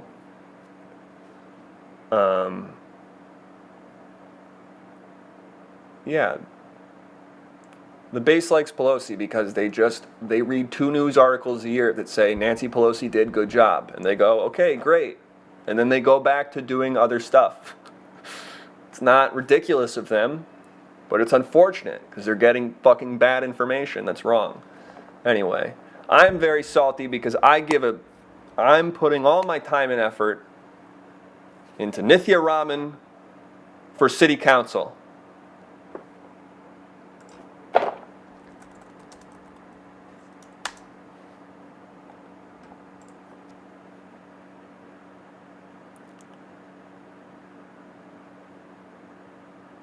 I like this lady. I'm volunteering for her campaign. I'm going and leaving little things on doorknobs up in Hollywood Hills. It's very hot, it's very mountainous, it's very hard. I don't like doing that, but I want this lady to win. I like her a lot, she's great. It's looking like she has a pretty good chance of winning too, but it's all going to be a grassroots effort. She's not backed by any corporation or anything. The Los Angeles County Democrats don't like her. The city council doesn't like her. She's going up against a lot of establishment bullshit. And we've been I don't even want to say we, because I've so barely been involved with this campaign. It's so mean of me to even say we when I see like the insane amount of work that people are putting into Nithya's campaign. Fucking Pelosi. So over the weekend, Bernie Sanders endorsed Nithya, and everyone was really, really fucking excited. It was a huge deal. It was well earned, and it was earned. They worked really goddamn hard to get Bernie to endorse this city council race that seemingly doesn't matter for shit. And they got the damn endorsement. The next day, Pelosi endorsed the opponent. The next fucking day, Pelosi endorsed the opponent. And somebody working on the campaign said, it's hard to read this as anything but a fuck you to Bernie from Pelosi. And it's like these people are fucking trying to make me not vote for Joe Biden. Because they're so fucking conniving and scummy. Just stay out of it. What the hell do you care if David Rue wins this goddamn LA? The fear they have is that Nithya might like take off and like become a good politician that like challenges their power. And she doesn't even she just wants to work in Los Angeles. And they can't even let her do that. They're just such fucking conniving little... Anyway, I don't want to keep going, but it's very frustrating. And I hope you all vote for Nithya. I don't know why Young Money Alliance spammed David Rue. Do you have a link to her website? NithyaForTheCity.com. I can try to put it in the comments right now.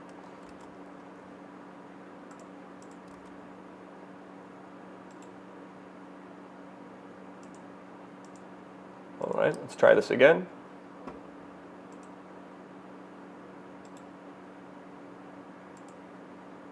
And David Rue sucks. I don't know. I don't want to talk negatively about other candidates. And like, I'm sure he's a nice guy who's well-intentioned or whatever. But seeing like how disingenuous he's been in this election, how there are some mailers where he's saying Nithya wants Black Lives Matter rioters coming into your home and killing you. And there's other mailers where it's like, Nithya claims to be a progressive, but is really working for the corporations and actually doesn't like black people. And it's like, you gotta fucking pick something you believe in, you know? You have to like have a point of view. You can't just find whatever room you're in and say the thing they want to hear. And it's really just, it just makes you so turned off by these people. And then to have them go out of their way to fucking kneecap someone who's actually trying to help people, who's just trying to get the homelessness numbers down in the state because we're having fucking a chaotic time here. Headed to bed still in New York time. You should do a crossover after the city. Thank you, Sadville. Just trying to do something about the skyrocketing homeless rate in this city. And they're like, no, we can't have that fucking getting out here. So that's my pitch for you all to vote for Nithya. I hope you will, and maybe even consider giving her $5 or something. But yeah, she's a real person. I know the people running her campaign, like not as they're my friends, but like I'm interacting with them. You know what I mean? They're emailing me about. They reached out to me, actually. This is a story I actually want to bring up, because they reached out to me. I missed some... I was supposed to go, like, not canvas, because we're not allowed to talk to people with Corona happening and everything, but I'm supposed to go put some gloves on and leave things on people's doorknobs. And I missed the day I was supposed to do that because my, it's just like a lot of shit was going on. And I went to the guy and I emailed him and I said, hey man, I'm sorry, there's like a lot of shit going on with Armenia and everything happening, like my time's kind of getting tied to that. First thing he says, obviously, is like, if you are busy, do not feel like this campaign is going to miss, like, we can get on without it. You need to take care of yourself first and foremost. Very nice thing to say. And then I said, like, no, I want to help. I'll get it done next week. Sorry for the delay. A couple days later, he emails me and says, Nithya wants to release a statement about what's going on in Azerbaijan and Armenia right now, the conflict. You mentioned you're Armenian. We have reached out to about 3 or 4 Armenians. In working in the campaign, volunteering in the campaign, whatever, and we would like to get a statement from you. What do you want us to say about this? What should we know? And just to ask that is so huge, and it's really good people running this campaign. I have to say that it's really good people. Regardless of anyone's ideology or whatever, I know, like, a lot of people keep asking me, like, is she a socialist or whatever? What is she? Like, I don't know enough to give myself an ism. I just know that, like, this is a good person surrounded by good people who very clearly wants to make their community better. And, like, if I can detect that, which is so hard to detect in people now, I will fucking walk through Beverly Hills in 99-degree weather to leave things on people's doorknobs that get mad at me for showing up. Because that is genuine, that's real, and it's very rare to find. I can find the statement right now they made.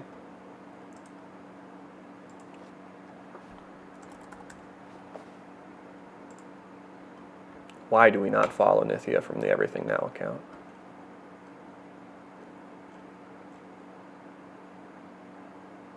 Sounds like the ideal politician. I think so too, and I think that's why Pelosi's so goddamn scared of her. Because Pelosi knows when people get like a whiff of this person and know who they actually are, they're all going to want her in charge.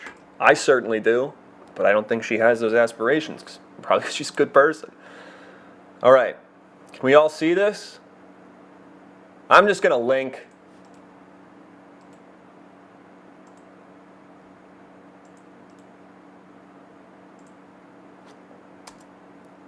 Very good statement made here.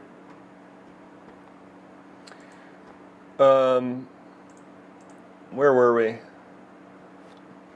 Van Drew, I think he fucked himself over. I've been seeing some polling to suggest as much too. I think you could have one Republican. How old are you? Why don't you run for some kind of office?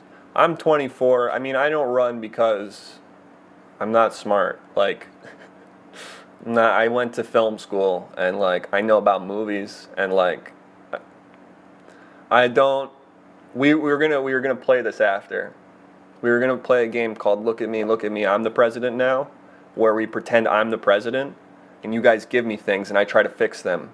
And I was hoping it would demonstrate that like I don't know what the fuck to do, because you all would be like, well, what about this? And I'd go like, I guess it's a good point. I have no fucking idea. And I think it's supposed to demonstrate, in my view, that like these decisions are extremely hard and it's not so easy. It's just like, this guy's fucking me over. There's like a lot of things that it's like, what's the solution to this? I have no goddamn idea.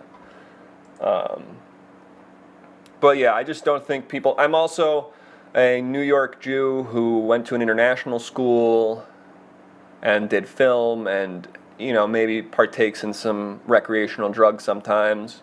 I'm kind of like... I'm myself like a Ben Garrison cartoon, I feel like. I feel like I am a right-wing stereotype of what exists in California. So I don't want to, I don't imagine myself being a very palatable candidate going forward. Yeah. And it sounds really fucking hard.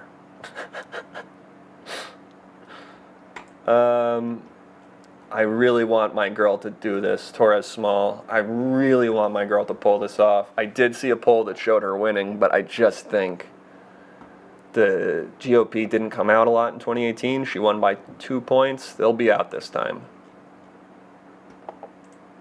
But god damn, she's such a nice lady.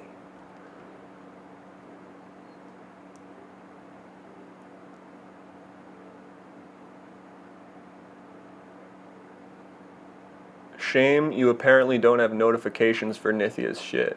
You do a good analysis though. What do you mean I don't have notifications? I can get notifications. Seems like she took a very one-sided argument in that statement. So I want to be clear about this. If you investigate this conflict more, okay, fine, I'm an Armenian, so you have to treat what I'm saying as bias. But if you look at what is happening there from an objective point of view, you can see that it is not both sides. It's not one of those things. One of the countries is invading another of the countries. Like, it's not something where it's just like, hey, everyone's got some opinions and I don't want... And I think that's the response everyone's doing, is they see an international conflict abroad and they're like, I don't know the nuances of this situation. I don't want to come out and be like... I saw Cardi B made such a fucking cowardly thing, where she made a statement speaking out for Armenia. And then this fucking bot farm that Azerbaijan has hired, and you can read about this. There's people all over the internet who are like standing up for Azerbaijan, and it's just these bot accounts that are brought up by the hundreds, taken down, hundreds more show up overnight. And these bot accounts just start spamming everyone, going, you're lying, you're perpetuating propaganda, you're blah, blah, blah, you're not talking about the massacres that the Armenians did 45 fucking years ago or whatever. And it worked. Cardi B came out and was like, never mind, I just want everyone to get along. And that's fucking bullshit. Imagine in World War II just being like, these Nazis and these Jews, and there's so much going on, and I just want everyone to get along, and peace and love, and I hope you all work this out, fam. Like, that's not okay. You can't just be like, God, I hate when people fight, this sucks. You have to figure out what's going on. And if you do the research into it, you will see this is a country of 3 million people with no fucking exports, going up against two huge rich countries with a lot of money and people and international partnerships, and Turkey is in NATO. You think Armenia's like, we're gonna fucking win this war? You think they're going into this like we're about to fucking conquer Azerbaijan? Are you nuts?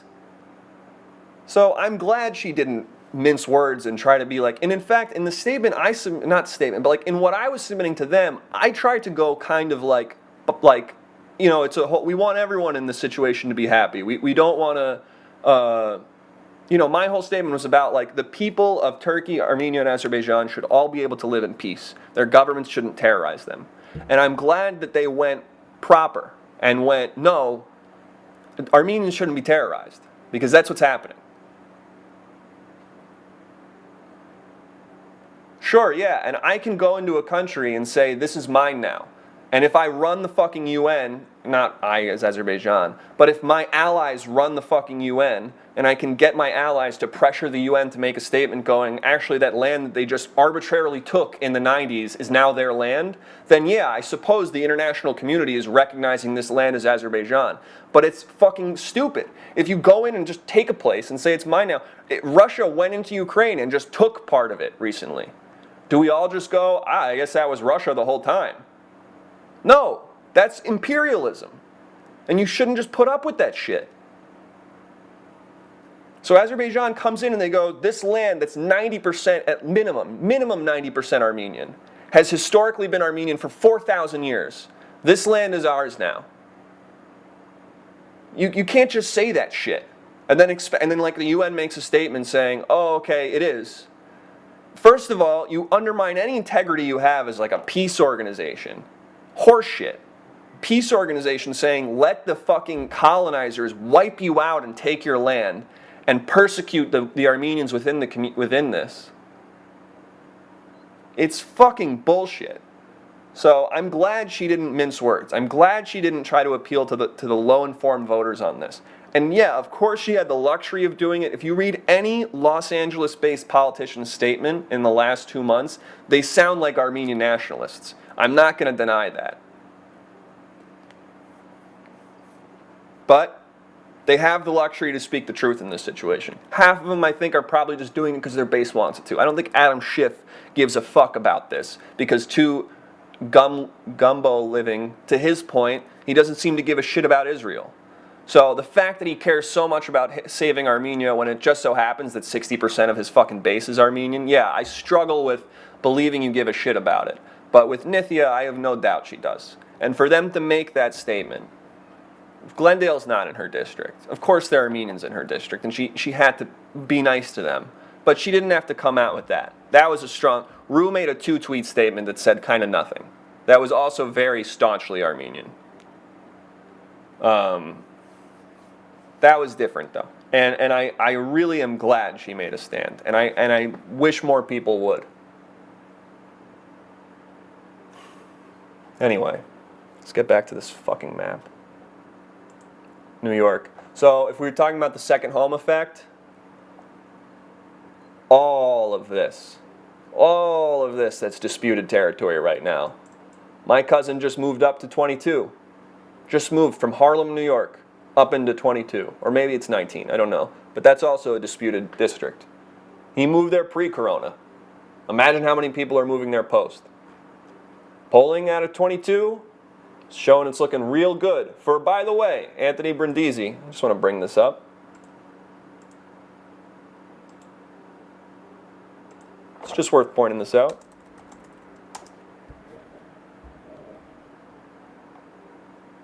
He's Armenian. My dude is Armenian. So, just something to keep in mind. Chris Jacobs is winning this. See, 24, I think, is... I don't know. 24 is weird. It's shifted red. He's a based Armenian bro. That's right. Trump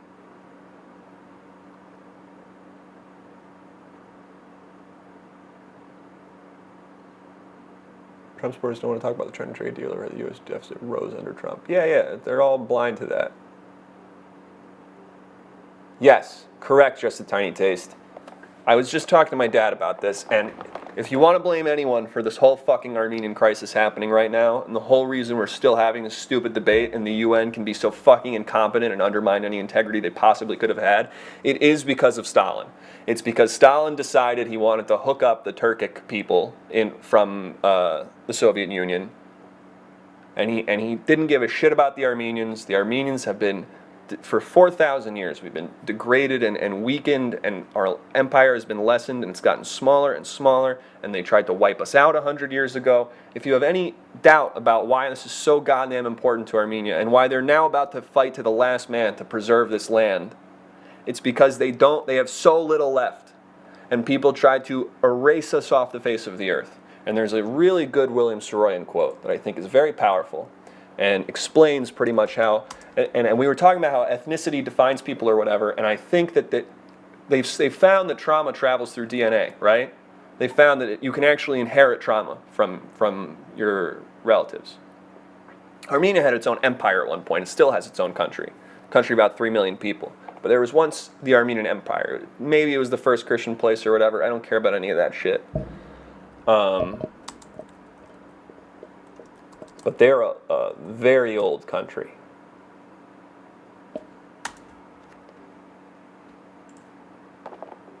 I want to find the right one. This isn't it. Here it is. This quote really lingers with me. And I think it's why I act the way I do. It's why Armenians act the way they do. It's why this thing is so important. It's why people are flying from halfway across the world to fly into Armenia and fight there right now, even though they've never lived in Armenia. And the quote is basically, I should like to see any power of the world destroy this race, this small tribe of unimportant people whose history is ended, whose wars have all been fought and lost, whose structures have crumbled, whose literature is unread, whose music is unheard, whose prayers are no longer uttered. Go ahead, destroy this race. Let us say that it is again 1915. There is war in the world. Destroy Armenia. See if you can do it. Send them from their homes into the desert. Let them have neither bread nor water. Burn their houses and their churches. See if they will not live again. See if they will not laugh again. See if the race will not live again when two of them meet in a beer parlor 20 years after and laugh and speak in their tongue. Go ahead. See if you can do anything about it. See if you can stop them from mocking the big ideas of the world, you sons of bitches. A couple of Armenians talking in the world. Go ahead and try to destroy them. And that's like... Thank you very much. Thanks for following. Sir lags a lot. I should also tell everyone who's been following, this is normally an improvised variety show. This is normally an improvised comedy show.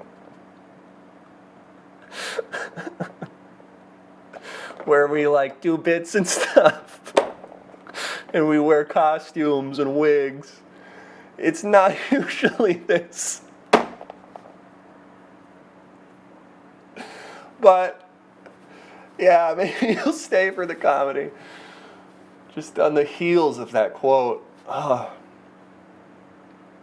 But yeah, this quote really has always been very important to me. And it really defines, I think, a lot of the Armenian mentality. And thank you very much. Thank you for following, Alexandru. Where were we? Sorry, I got a little emotional reading that. I'm not going to lie. There's a lot going on right now. It's a delicate time. I'm keeping 22. I'm my suburb theory. I'm banking on it. I'm saying that all of these are going to go red, except I'll go back. I'm going to give Peter King. I'm saying he's getting fucked. I'm going to keep Lee Zeldin. He is just polling better. He is just looking safer. Max Rose is running for Staten Island. We had a long conversation about this. I grew up in New York, and I can tell you that Staten Island is full of cops. And I just feel like if there is a cop in New York voting Democrat anymore, I would be amazed. So I don't think Max Rose is going to carry this. It was 10 points for Trump in 2016. I think it's going to maintain that. Max Rose has been doing this big, like, fuck de Blasio and I like Donald Trump, actually, campaign he's been running on. I don't think it's going to be enough. Whoops, I gave it to him. I'm going to give it here. Wow, is it really 9:30 right now? Holy shit. Going for like 3 hours, haven't I? Jesus, I gotta get out of here. All right, North Carolina. I'm hearing that 8 and 12. I'm hearing that 8 and 11 are like super in play. 11 I saw a poll, but it was a Democratic pollster, but it had them up. Yeah, just a tiny taste. Preach, brother. Fucking preach. Turkey's been trying to become the Ottoman Empire again for so long. Jake, yeah, absolutely, I do. Turkey is trying to become the Ottoman Empire again for so long. And it's such a short-sighted goal, this alliance between Azerbaijan and Turkey. And the reason a lot of people are suspicious is because one of them is Sunni and the other one is Shiite. And they are going to have a conflict soon. But it seems that right now they're sort of doing the enemy of my enemy is my friend. And Armenia's Christian, they're not Sunni or Shiite. They want to clear them out of the way. Trump always plays nice with Turkey. Trump is, not to use these terms, but Trump is fully cucked by Erdogan. Trump is such a little fucking bitch when it comes to Erdogan. Anything Erdogan says, he goes, okay, sir, I'm sorry if I offended you, sir. Erdogan's fucking bodyguards beat the shit out of American citizens during Trump's presidency. Just fucking wailed on these guys for no goddamn reason, because they were like standing too close or something. Idiotic bullshit. They just beat up American citizens. And Trump was just like, sorry you had to do that.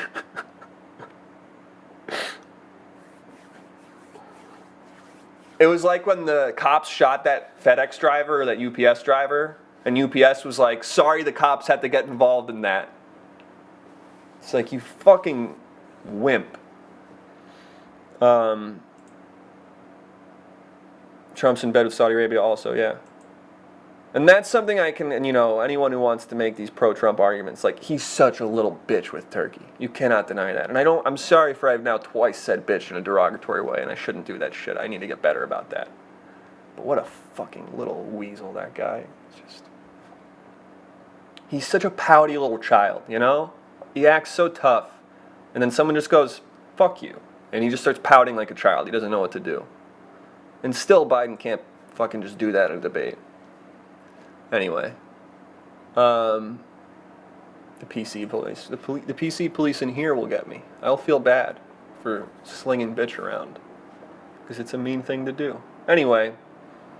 I could really see 8 and 11 going Democrat here. Like, I could really see it. But I think enough mail-in votes are getting tossed. I just think he's going to hang on.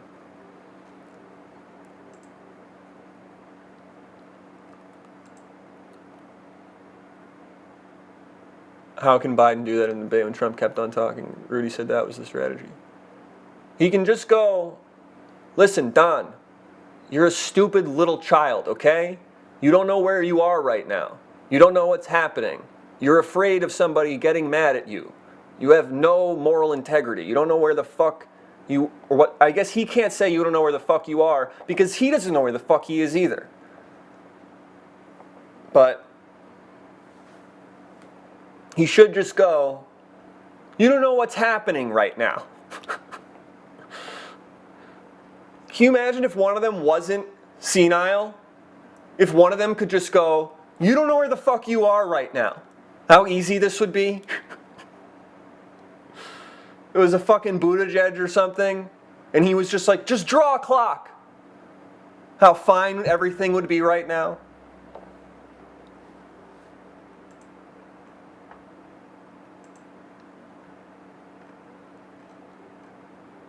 Anyway, that guy like an hour and a half ago asked if we were about to do Ohio, and I said we were very close.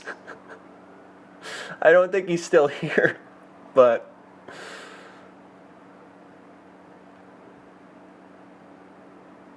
let's do it. I think these are all red, sorry to say. This was red till like a month ago. It's been moving blue. I don't think it's going to move blue enough. Ohio is but a dream. I agree. Actually, I think Ohio is going to go blue. It's going to shock people. I know a principled conservative in Ohio, and I have a feeling he's voting for Biden. And I think that's indicative of Ohio's general sense that they want to go with the winner. Ohio has always gone with the presidency because I think there's a lot of people there who are just like, I want to be right. I want to get this right. So this, according to Nate Silver, is the closest race in the election.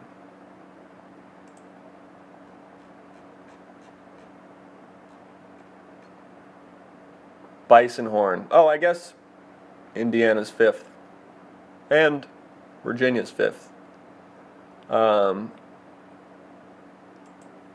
But if it's that close, tie goes to the guys who don't answer polls.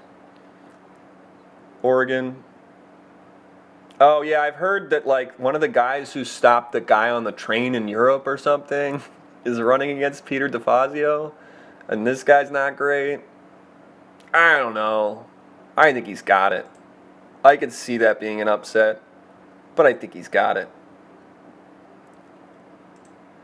Penn. Boom. That's a safe one. Connor Lamb. That's a safe one. Hey. 17 terms. Hey, did you see Don Young from Alaska? 24 terms. Don Young.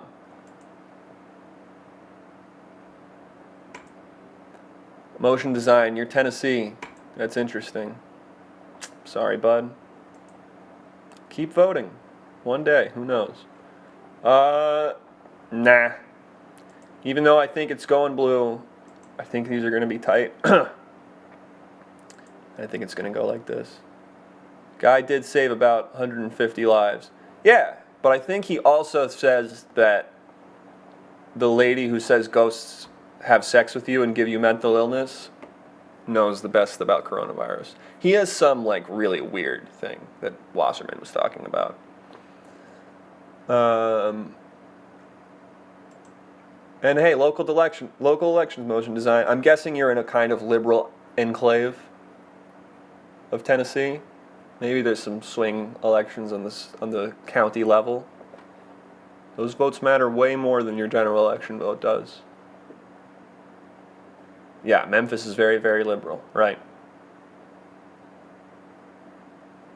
In fact, let's go to it right now. I think I know which potential districts you're in. I'm going to guess, don't tell me. Memphis, and then this one's Nashville. All right, tell me if I'm right. Down here, Memphis, up here, Nashville. Yes. That's what I'm talking about. All right. Where were we? We were in Penn. No, that's done. Rhode Island, gerrymandered in the way Democrats like. South Carolina. This guy, I would have said no, but like polling's been really strong for this Cunningham guy. Oh yeah, guy also starred in Gleason. He starred in the movie about the thing he did, right? Which, that's awesome. Undeniably cool. Doesn't make me want to vote for you, but undeniably cool. Graham going to lose is my take, but I don't say anything with confidence. I just like, this is just, you're asking me if I had to guess right now? I guess lose. Cunningham, again, I just like feel like he's going to lose. I don't buy it. I just think it's such an insane margin to overcome from 2016.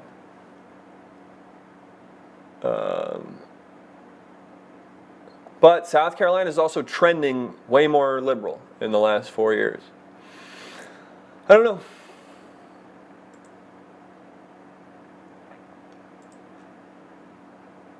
Dusty Johnson. I think one day we'll all be a Dusty Johnson. Have a Dusty Johnson? Doesn't quite work. It's like it's your dick. Like an old man's dick, Dusty Johnson. It's also the name of South Dakota's congressman. Yeah, and him begging on Fox News, hot take, was like really bad for him. Made him look weak and stupid. And all the guys who like Trump now are all just about, do you look big and big chest and big man? Thick neck. Anything that's not a toss-up. So, yeah, he fucked McCain over. And probably just metaphorically. So I think Texas is going to go bluer than people think. I think it's going to go red on the presidential level, but I think a lot of these competitive House races, there's so much money being flooded into Texas by Democrats right now. What up, Wavy? By Democrats right now, and so little by Republicans that I think these down ballot races are going to get fucked. I don't think it will be enough to shift the state, but suburbs of Dallas and shit, like these suburbs of Dallas places, suburbs of Houston, these guys are in real trouble. This Van Taylor guy is polling horribly. Guy who won by 14 points. What about the one ballot box per county rule? They're doing early voting though, right? I think the one ballot box per county is not as big of a deal as people are making it out to be, because they'll still be able to vote in other ways. People from California are moving to Texas, turning it blue. Like Joe Rogan? I think that's more anecdotal. Early voting is just because more people are early voting than ever this year. Those numbers are going to be guaranteed inflated. That's not an indicator of turnout yet. But there is some indication that turnout's going way up. You know what? I'll let him keep this one. And I'll let him keep this one.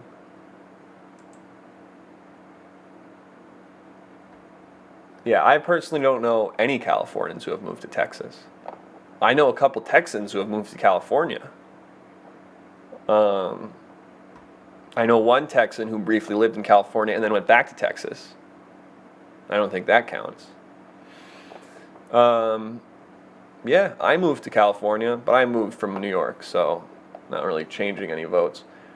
This is the guy, Will Hurd, who's not running for re-election. This guy won by 0.4 points. This is the guy that Beto endorsed. Really shouldn't have done that, Beto. Really stupid fucking thing to do. Trying to win stuff. Hey, Super Pizza, I've been here a long fucking time. Been talking a lot. Went on this little tangent about Armenia, got a little emotional. It was intense.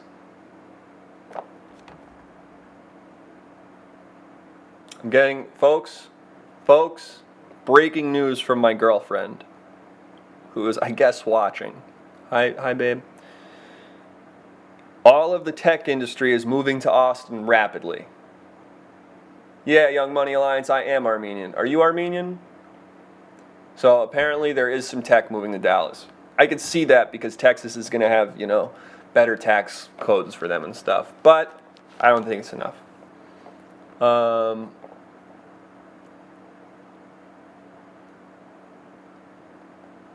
am German. Lol. Okay. Okay. That's cool. You like... I don't want to be that guy. It's like I know one thing about... But then again, there's so many things about Germans. If I say this, do you like Fritz Lang, man? German director? Silent films? Made M in Metropolis and stuff? Gotta admit you have a girlfriend, it makes you 50% less marketable. Okay. He lost the female viewership. Well, since my girlfriend's still watching, this would be a good time to say, I don't care about that, because I love my girlfriend, and I don't need anyone else to thirst over me or whatever, because all I need is my lovely girlfriend. Okay. And we can clip that and send that to her. You lost the radical left. That's a normie question. So answer it. If it's a normie question, fucking answer it then. Viewership back up to 150%.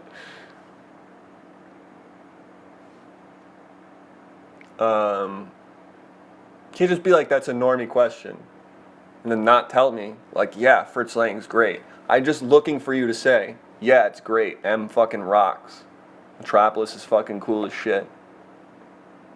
But I understand if that's... I've seen Metropolis. Oh, this is a normie question. You haven't even fucking seen all the movies? It was cool. You should check out Woman in the Moon and Spies. Those are sick. He has one called Dr. Mabuse. It's like 4 hours long. Kind of slow, but also really cool. There's one called Destiny, which is like about some death guy. Also really, really cool.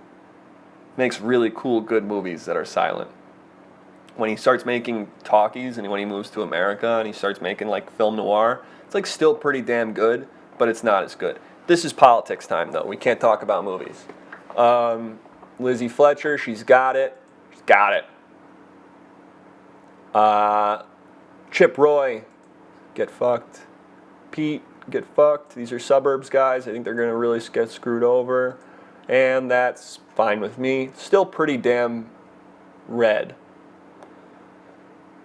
Have I seen porn? Okay, that's kind of a normie question, dude. Maybe. I've heard of it.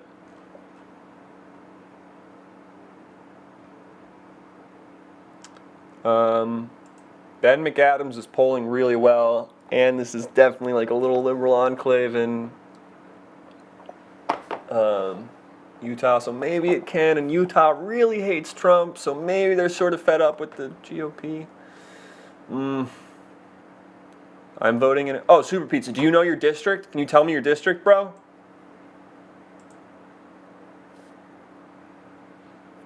What's your district, bro? If you gotta look it up, that's cool.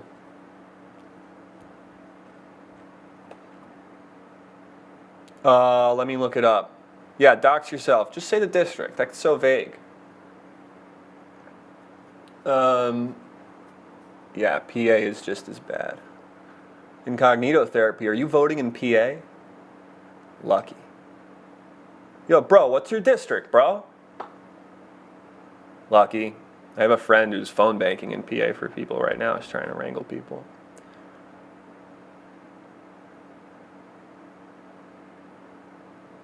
Well, I have already. Good for you. Texas 17. You should go tell everyone you've ever met to go vote. Oh, that sucks, dude. And F's in the chat for Super Pizza.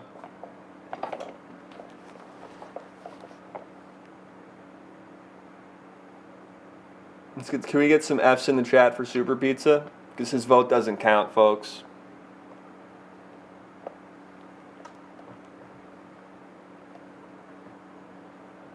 We hate to hear it. We hate to hear it.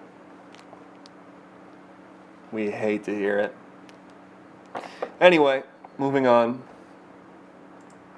But do it anyway, man. Margin might be less than 15.5. Who knows? Imagine margin's like 11. How cool would that be?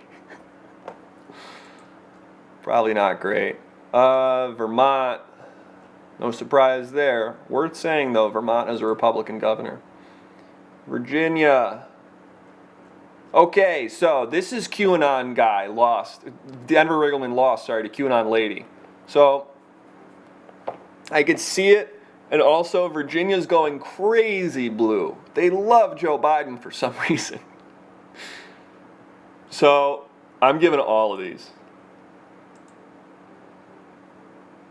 I don't know what it is about Virginia, but they like love Joe Biden. Like even in the primary, they fucking came out for Joe Biden, man. So QAnon lady, I think is too much. They're gonna go. All right, Washington. Bam, nothing interesting. Because Biden is simple. I've been arguing for some time. Biden is the Make America Great Again candidate. Biden is the guy. It's like, do you remember when you weren't scared and sad all the time? That's his whole sell.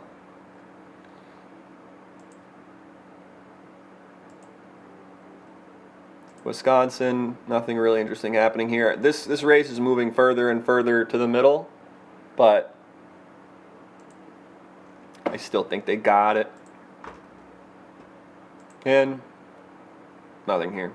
So, let's see how I did versus Washington, D.C.'s own Nathaniel Silver.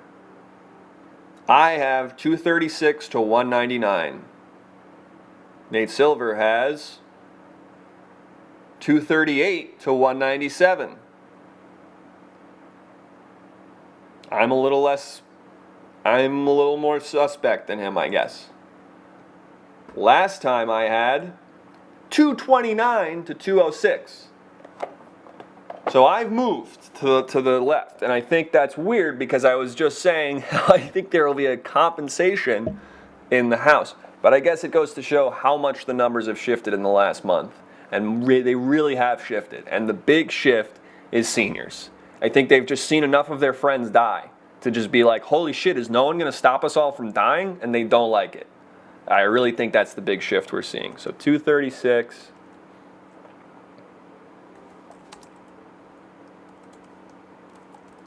To 199.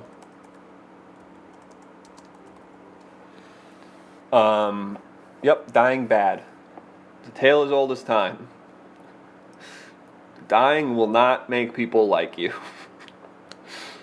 Yeah,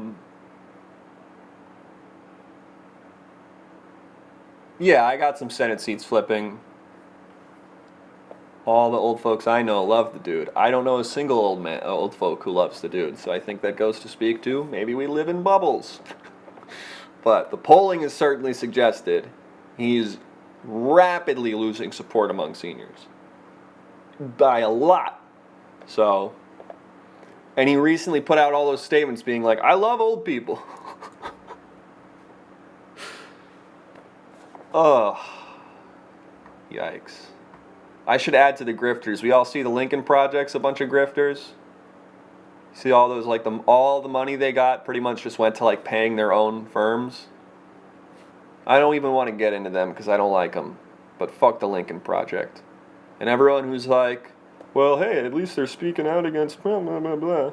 Just remember that you said that shit in 2 years when they go, the Republicans are reformed now. We actually are here to tell you they're good again. And all your Facebook moms and aunts who are voting for Biden go, the Lincoln Project told me that Mitt Romney's actually really nice. Just remember that you encouraged that you let that happen. Anyway.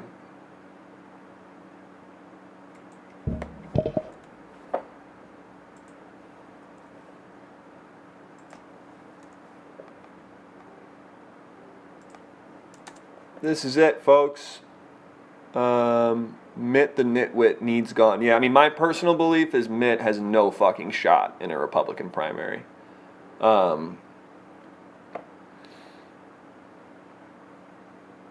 But Rick Wilson is the worst of the bunch of war criminals. Yeah. Yeah, let's also not forget that half of them should be in The Hague right now. All right. We've talked about Nithya for the city at length, so I feel like we don't need to get into that. I guess I'm a lefty. I'm definitely not a righty, but I do feel that it's kind of reductive. I feel like we don't need to get into Nithya more because we really, really covered that in length. And again, just going to throw the website.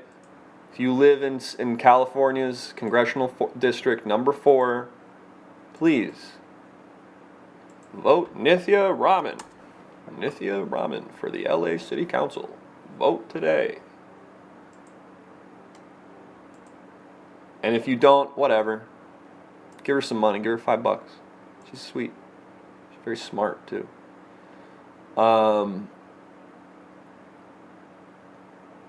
We were talking about Armenia, how it's fucked, how don't just be like both sides are crazy, I hope for peace soon. How when you just try to be this person who goes, oh, politics is all too big and scary, and I just wish everyone got along, and I wish we could just all be friends, and war didn't exist. Just know that you're not stopping people from being murdered when you do that. You're actually making it a lot easier for people to be murdered when you just opt out of learning what is going on in a situation and go, why are they fighting?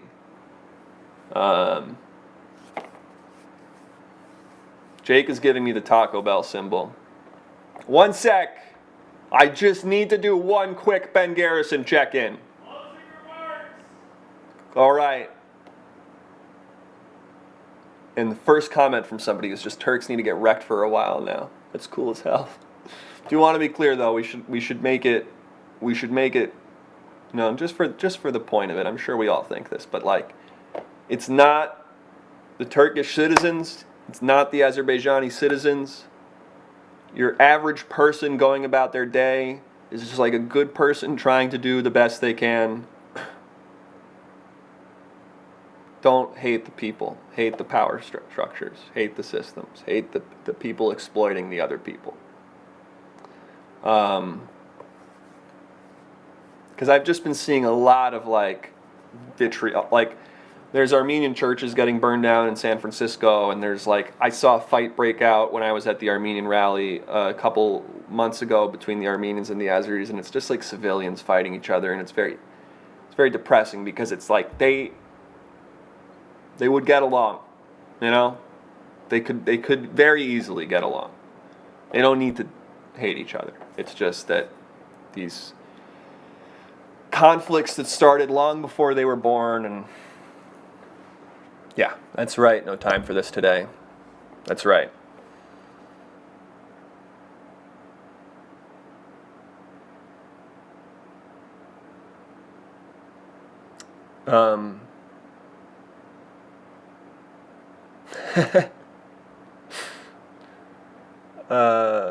Who's attacking Armenians now? Turkey and Azerbaijan, the usual suspects. But they fight. Saw a great quote. I was listening to an interview with this basically Armenian terrorist, Mati Melkonian, and he said that the reason the Armenians are able to win these battles, yeah, I think these Turks might be imperialists, yo. The reason the Armenians are able to win these battles in which they're so outmanned, so outgunned, so outfunded, is because when they get onto the battlefield, when the shots start firing at one another, the Armenians are ready to fight to the last man. They are ready to die. They have nothing else to fight for except this piece of land. They're fighting for their home. The Azeris do not live in this land. They have no desire to die for it. They don't want to die so that they can be imperialists over another group of people that they aren't even the same as. So the soldiers very quickly, according to this guy, drop their guns and run. And the Armenians don't shoot at them if they're running away. They let them run away. And then they take their guns and their tanks and all of that. And that's where most of most of the, particularly like the Karabakh resistance within that region, almost all of their weaponry is stolen from the Azeri soldiers. And then also, yes, they have the mountain fortresses. And the mountain fortresses are huge. But still, they also have... They're in this fight for... Rightfully, if I was a fucking Azeri soldier, I would be like, why am I dying for this? This is ridiculous. This is just to make us richer? Like, can't we just... You know, it's the same thing of like, I'm going into Iraq right now. Why exactly? To bring oil prices down? Like, if you told me that, I don't think I would be there. And yeah, in case you haven't picked up, I'm half Armenian. On my dad's side, it's Cholakian.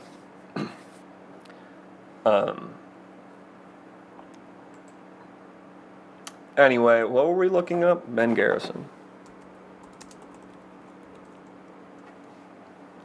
I love this guy. Love his cartoons.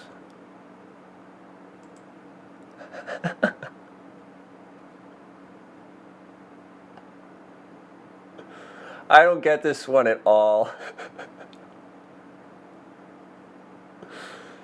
The Senate says it says winning?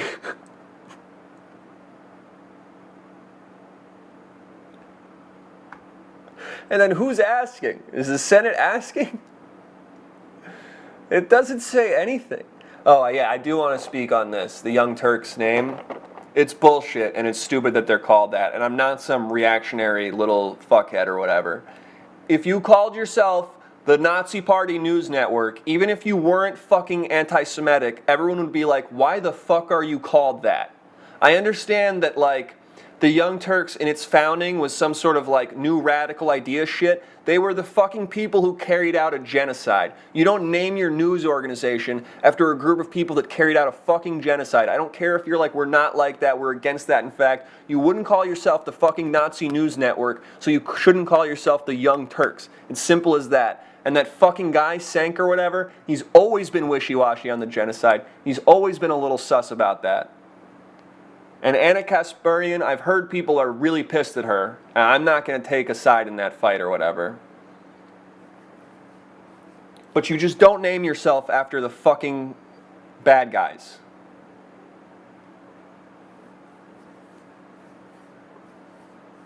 I don't care about her. She can be on the show if she wants, whatever. But... And it's like not a huge deal to me that they're called that. Like it doesn't like every time I see it, like the trauma comes back or whatever.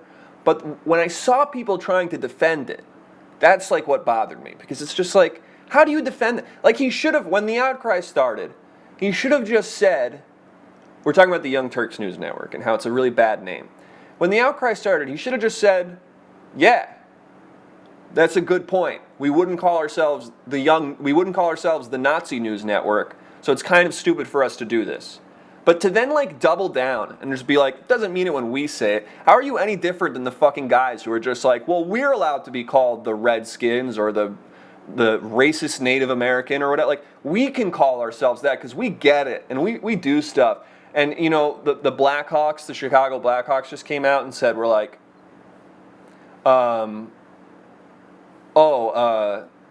we give so much money to like native groups, so we feel like we don't have to change the Blackhawks name or whatever. It's like, it doesn't fucking mean anything.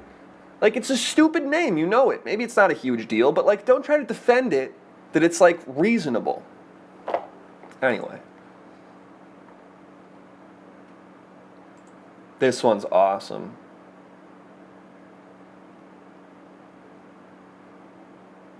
Obama looks so cool in this.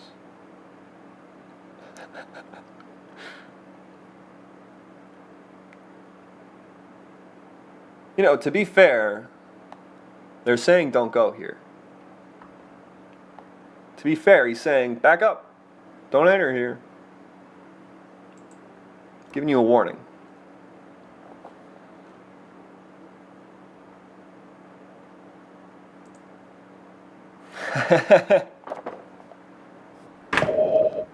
This one's old. Danny the Ram. Are you Armenian, bro? Or are you just saying like humans are just doomed to babble? You're just saying in general, you're just like, I feel like people will kill each other forever. Yeah, I feel you. I don't know. I think the world will kill us soon enough anyway, so doesn't matter. This one's so cool. Imagine, like, I love how big the bird is, how scary it is, and then the magnifying glass, and then shadow band. This is awesome. The COVID vaccine will kill us. Wow, what a take. Okay, on that note, I think I'm going to end the stream. Ben Garrison, pretty disappointing now. He used to have, he used to care. He used to be cool. This is weak. Did you guys see the really bad one? There was one really bad one where I was just like, nobody thinks this at all. Well, what's this? Ladies and gentlemen, Have you seen this? it's time for tacos. Ghislaine Maxwell has like boobs that are What is she? Are those her boobs? What is he trying to say? Yikes! What is? I love the statue saying yikes. What is the message of this? I don't think those are her boobs. What is the message? And then she is the plane too. I think she's like, her as the COVID plane. vaccine is microchip trackers from Bill Gates. Won't you just like shit it out though? Or if it goes into your bloodstream, it would stay there. I disagree with Jake that I think it is boobs. And I would love, because I don't believe this even slightly, so I would love for someone to link me with some sort of Bill Gates vaccine conspiracy, because... Oh, I saw some good. I got some stuff for you tonight, actually. All right, cool. r/conspiracy. We'll look through that. That's some great. Really good stuff. Maybe I'm gonna make a stream where I just go through all the posts on r/conspiracy. There's some really good stuff on there. I can't find it, but it was like the Trump train, and then like Bernie was on it, and AOC. And everyone was... Or the Biden train. K-Weeb, would you watch that? Would you watch me just scrolling through r/conspiracy? And just being like, wow! Just being like, I agree Look at with all of that! this. And someone thinks that. There's the coolest shit on there. I've been really diving deep. It's kind of fucked right now because a lot of it is just like random Trump propaganda. But Awesome. But some of it, every now and then, you get a real just gem. Karma, Kamala, Whoa, Camellia. a lot of good stuff going on here. This one's cool as hell. This makes me Ben like Garrison her. rocks. When you rush the vaccine, that's the problem. Correct, I agree. Vaccines are usually very safe. Just gotta see if they go through the proper trials and all that shit. No reason to be afraid, unless there is a reason. But most of the time, it's fine. Okay, we did all that. My endorsement tracker. Who cares? Like I said, if you vote for Biden, less Armenians will probably die, but we might all still die anyway.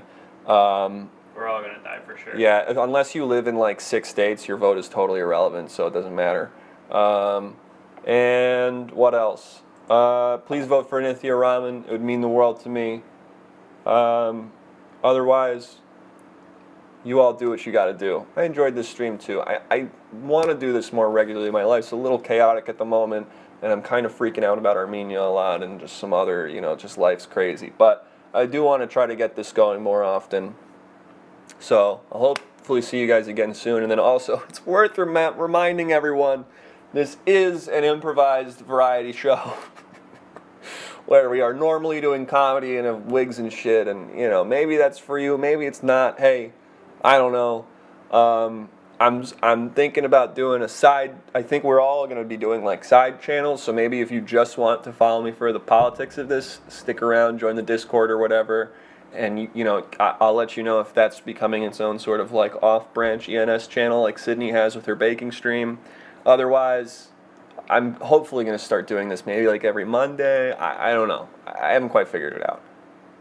I'm just a man. I'm just going about this all the same way you are. So I'm going to end the stream now. I guess, do I raid someone? Jake, do I raid someone? Yeah, that's right. We got some people in here. How do I find it? Go to the stream manager on here. Go to Twitch. Bring that back up. Pull up your Google again. My Google. It's gone. Okay, go. Just type in Twitch. You can do it. Okay. 1 sec, folks. Raid Ghouls Night Out. Oh yeah. We never show that. We gotta show them more love. Go to the little circle on the top right. Go to Stream Manager or Creator Dashboard. Go to Raid. It's gonna be on the right. Raid channel. And please, nobody tell the people from Ghouls Night Out that I said to vote for Biden. I really don't want them to get mad at me. Please do not say that. Raid channel on the right. Type in Good Night Out.